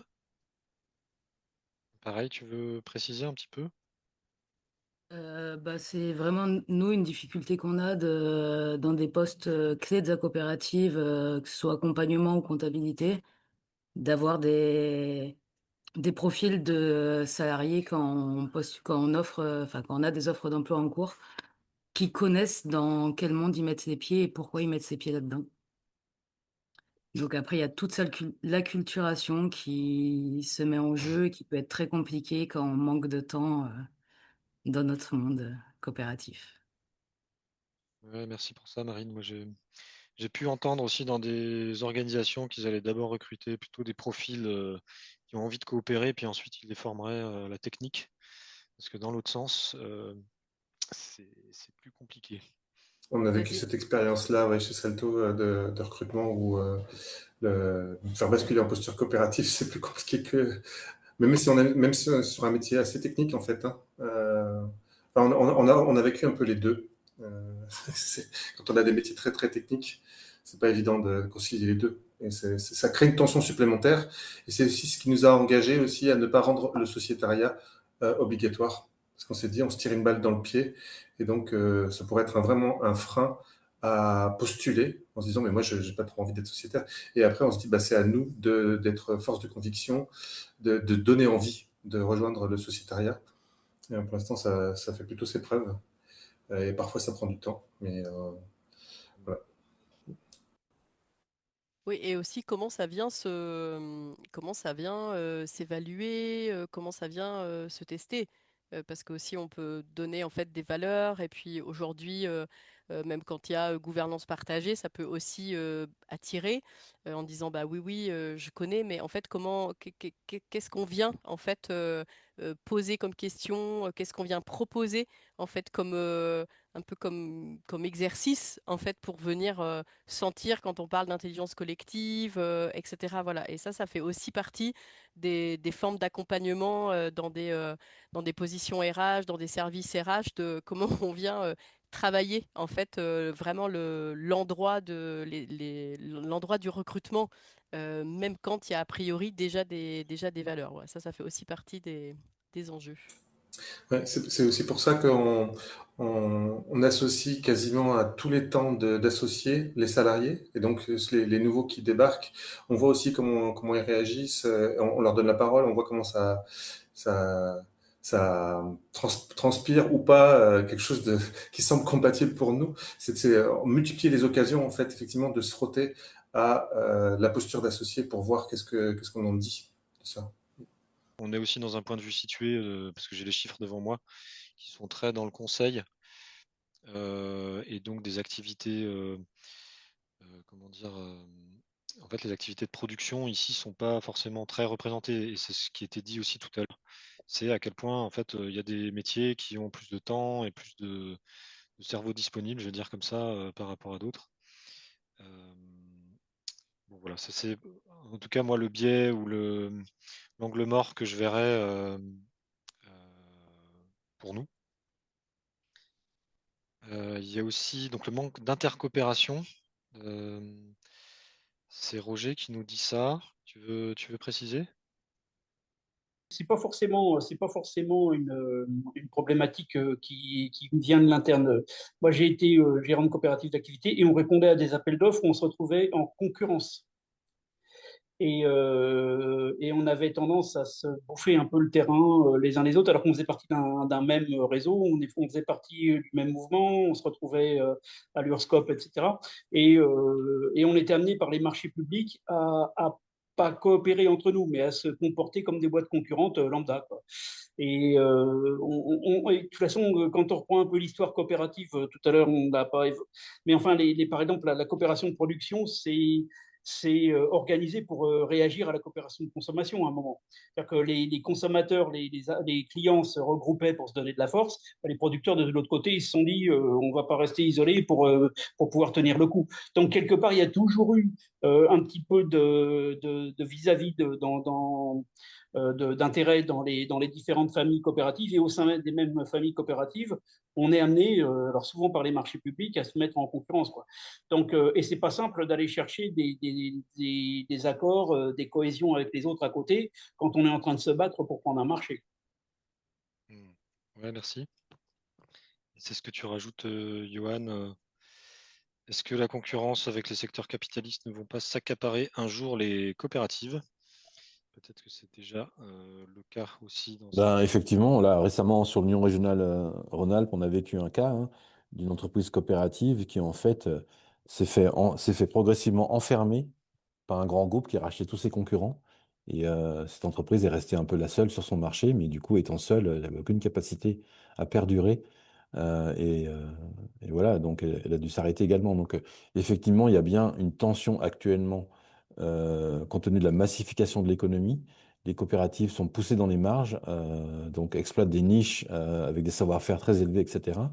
Mais il y a vraiment une question de fond, et du coup, qui va encore, enfin, pour moi, ça va dans le sens de l'intercoopération. C'est-à-dire que si actuellement, on ne cherche pas à créer des groupements, alors en gardant bien sûr l'autonomie de chaque coopérative, mais aller beaucoup plus loin pour résister justement dans ces changements de marché qui sont très profonds, quoi. Et en plus, on ne parle pas du numérique et de ce qui va arriver avec l'IA, etc. Donc, ça, c'est un sujet. Moi, je voulais rajouter un angle mort qui me tient quand même beaucoup à cœur, c'est lutter contre le présidentialisme. Donc, vous savez qu'en France, on est victime d'un syndrome du présidentialisme, hein, à l'échelle du pays, mais on l'observe malheureusement au niveau de nos organisations collectives qui sont encore quand même majoritairement dans le SS gouvernés par des présidents hommes. euh, et du coup, il y a quand même un gros souci. Donc, besoin vraiment d'aller vers du co à toutes les échelles des organisations, des fédérations, des coopératives, etc. Donc, d'instiller du co partout, de la coprésidence, de la codirection, de la collégialité, etc. Donc, ça, c'est vraiment un des gros angles morts qui, à mon avis, va ensuite, par répercussion, entraîner pas mal de changements si on arrive à passer ce cap de maturité coopérative. Moi, j'en ai un autre aussi. Peut-être ça rejoint aussi un peu parce que tu précisais les présidents hommes. Donc c'est aussi, je sais qu'aujourd'hui, ça se bouge de plus en plus sur les aspects de discrimination, de biais de genre, de diversité. Néanmoins, le mouvement, il est encore assez peu diversifié. Donc, où est-ce qu'on en est en fait sur ces aspects-là? Et il y a WeCop, il me semble, et on le mettra aussi en ressources, qui vient justement enquêter en fait sur la place des personnes minorisées au sein de nos organisations, voilà. Mais pour moi, à plein d'endroits, en fait, les oppressions ou privilèges systémiques sont encore très très peu adressés, en tout cas pour l'instant dans ce que j'en vois. Et je voulais bien, peut-être Jean-Luc aussi, sur l'angle. Moi, j'ai été surprise que, par exemple, les Outre-mer, mais peut-être pas toutes les Outre-mer, étaient agglomérées dans l'URSSCOP de Paris. Et qu'en fait, Voilà, donc là je connais pas assez, mais il me semble qu'en fait, les personnes ne sont pas représentées en tant que telles, et que pour moi, c'est pas très présent, en fait. Voilà, par rapport à Hexagone et le reste. Bah ouais, enfin, en France, clairement, on a encore des positions coloniales par rapport à nos collègues des Outre-mer. Alors, c'est pas forcément conscientisé parce que on a déjà beaucoup de soucis en métropole. Du coup, on a du mal à se projeter sur ce que vivent la Guyane, la Nouvelle-Calédonie et d'autres frères et sœurs. Et du coup, ça se traduit dans les mouvements et la gouvernance. C'est-à-dire que, alors là, c'est pas spécifique à la CIGESCOP, mais dans le ESS en général, il y a une sous-représentation des organisations de l'outre-mer. Et ça se traduit pas en termes de gouvernance, parce que tout ça, l'outre-mer est regroupé dans un grand ensemble, mais un grand ensemble qui correspond en même temps à l'Océanie, l'Amérique du Sud, les Caraïbes, l'Afrique, etc. Et du coup, tout ça, c'est une région. Mais en fait, il y a des diversités culturelles, etc. Donc, on n'a pas pensé la représentation des Outre-mer réellement dans nos organisations collectives et nos fédérations. Et au niveau de la CGSCOP, c'est en train de se faire, mais ça a mis beaucoup de temps. Alors, il y a des explications parce que l'ESS est peut-être moins développé dans les Outre-mer, mais là, actuellement, il y a quand même ESS France qui a essaimé ESS Outre-mer. Donc maintenant, il y a une organisation fêtière qui est dédiée à l'ESS pour l'Outre-mer, donc qui va faire avancer ce sujet.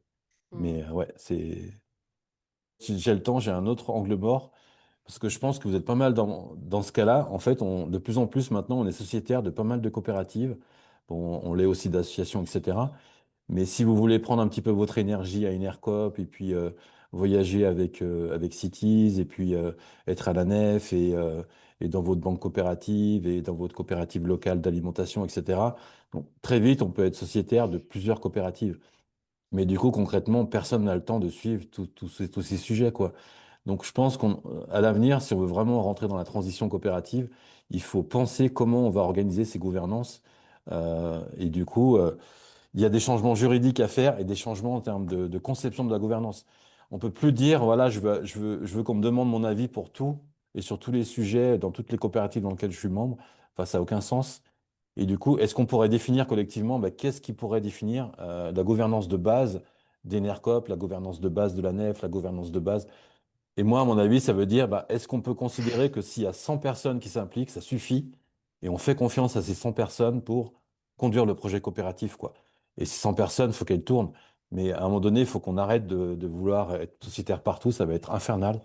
Et si à l'avenir, les coopératives se généralisent, on va être sociétaire de partout, quoi. Ça permet de partager aussi les licornes. J'ai mis le lien là, dans le chat.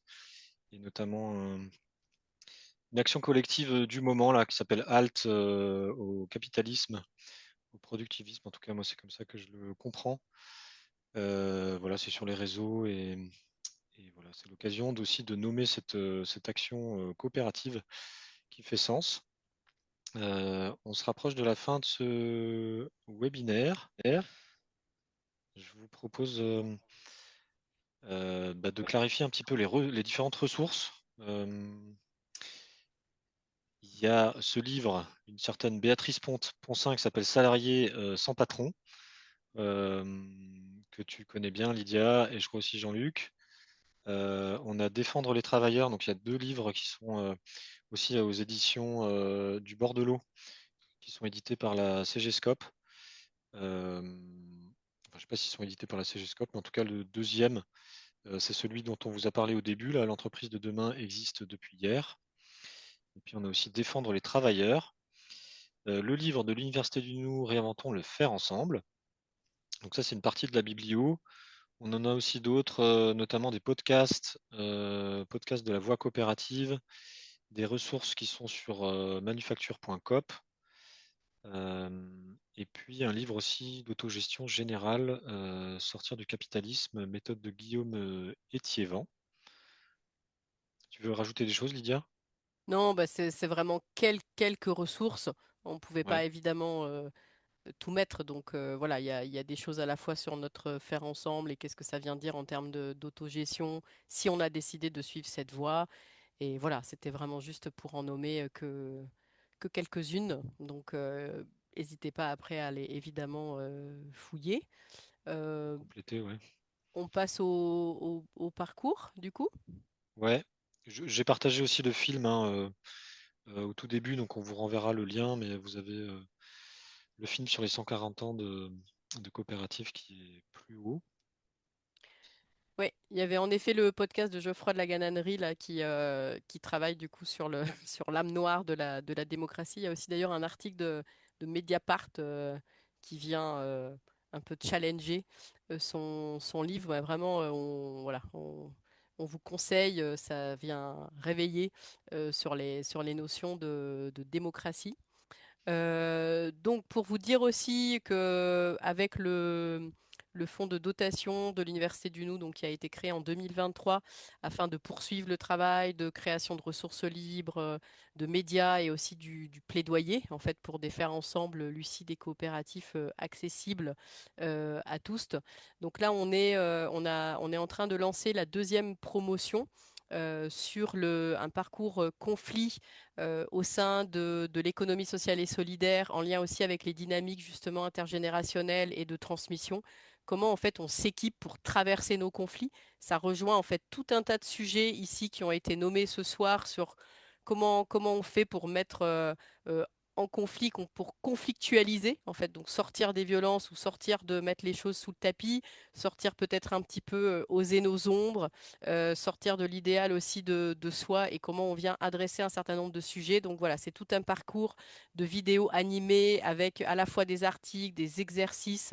Et là, nous avons été sur le fonds d'action financé en partie par la fondation Crédit Coop, qui donc est bien dans le champ de l'ESS et qui tente de ne pas avoir de biais avec le crédit coopératif. Voilà. En tout cas, on est très chouettement accompagnés. Donc, je vous invite vraiment à aller voir. L'idée, c'est de faire support pour qu'on puisse travailler en fait la robustesse au sein du coup de nos organisations de l'ESS dans ce monde capitaliste et productiviste.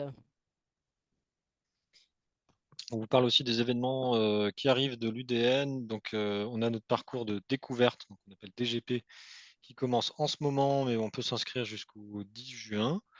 Donc ça, c'est en ligne et ça permet vraiment de s'approprier un peu à 360 degrés les différents enjeux autour des gouvernances partagées. On a aussi cette formation intégration, donc là qu'on a vraiment créé pour des entreprises. Et c'est un peu ce qu'on a nommé tout à l'heure, des coopératives qui ont besoin d'acculturer leurs nouveaux salariés sur ces questions et ces enjeux de partage du pouvoir. Donc ça, c'est en présentiel et c'est en septembre. Et puis, on a aussi notre formation à la facilitation, comment dans les groupes, on prend soin de monter en compétences et d'avoir des facilitatrices qui sont au service des groupes. C'est aussi un enjeu clé qu'on voit régulièrement. Et puis, on avait aussi envie de vous parler du festival Oasis, puisque ça arrive bientôt, là, c'est en août. Et Lydia, tu seras là au démarrage, et avec notamment un sujet autour de la force du collectif et potentiellement un atelier murmuration. Tu veux dire Oui, un c'est mot aussi ça. sur... Oui, donc en fait, je suis l'invitée avec deux autres personnes donc de la table ronde d'ouverture.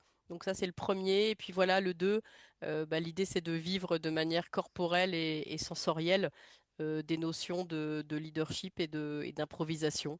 Donc, encore une fois, pour venir soutenir quelque chose d'une robustesse quand on a décidé de faire en collectif. Voilà, donc n'hésitez pas à venir nous retrouver. Il y aura aussi un stand de l'Université du Nou. Et puis, donc là, on va le noter, mais j'ai vu ça donc tout à l'heure. Peut-être que certaines d'entre vous ont la date exacte, mais du coup, là, il y a l'UR, c'est l'UR Aura, qui du coup, il me semble, hein, c'est l'UR Aura, ouais. C'est les midis de l'UR, ouais, Voilà, qui c'est ça. proposent Donc, ça. qui fait justement un webinaire spécial sur la gouvernance. Donc, on vous mettra aussi le lien pour les personnes intéressées et Je crois que en c'est le faisant 16 partie du mouvement. juin. Ouais, c'est ça, 16 juin. 16 juin. On est à la fin de ce webinaire. On a envie de vous entendre un peu comment vous ressortez.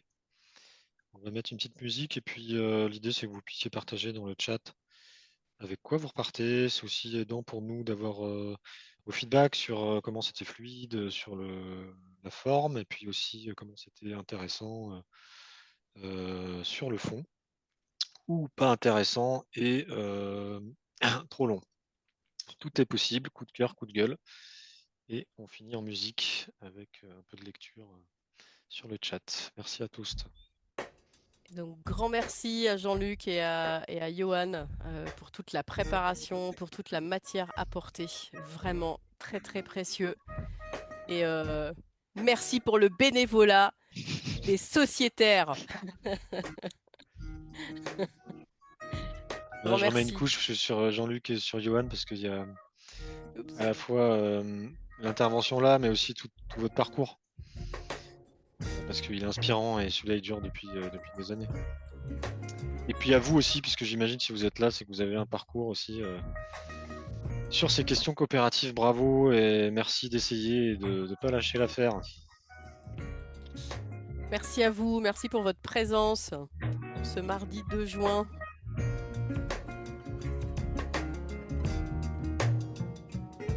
Merci Christine pour le cœur. Salut Laurence, merci. À bientôt pour les statuts. Parce qu'on va travailler du coup nos statuts.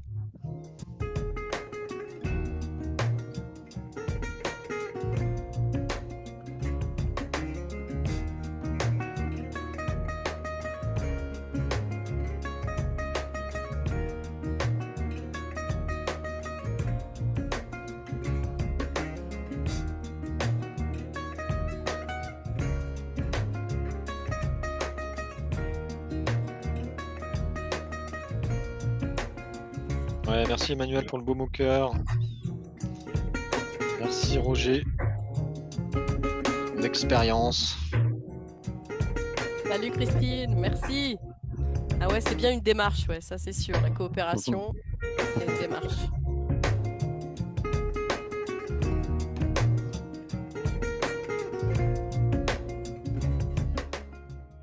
Salut tout le monde.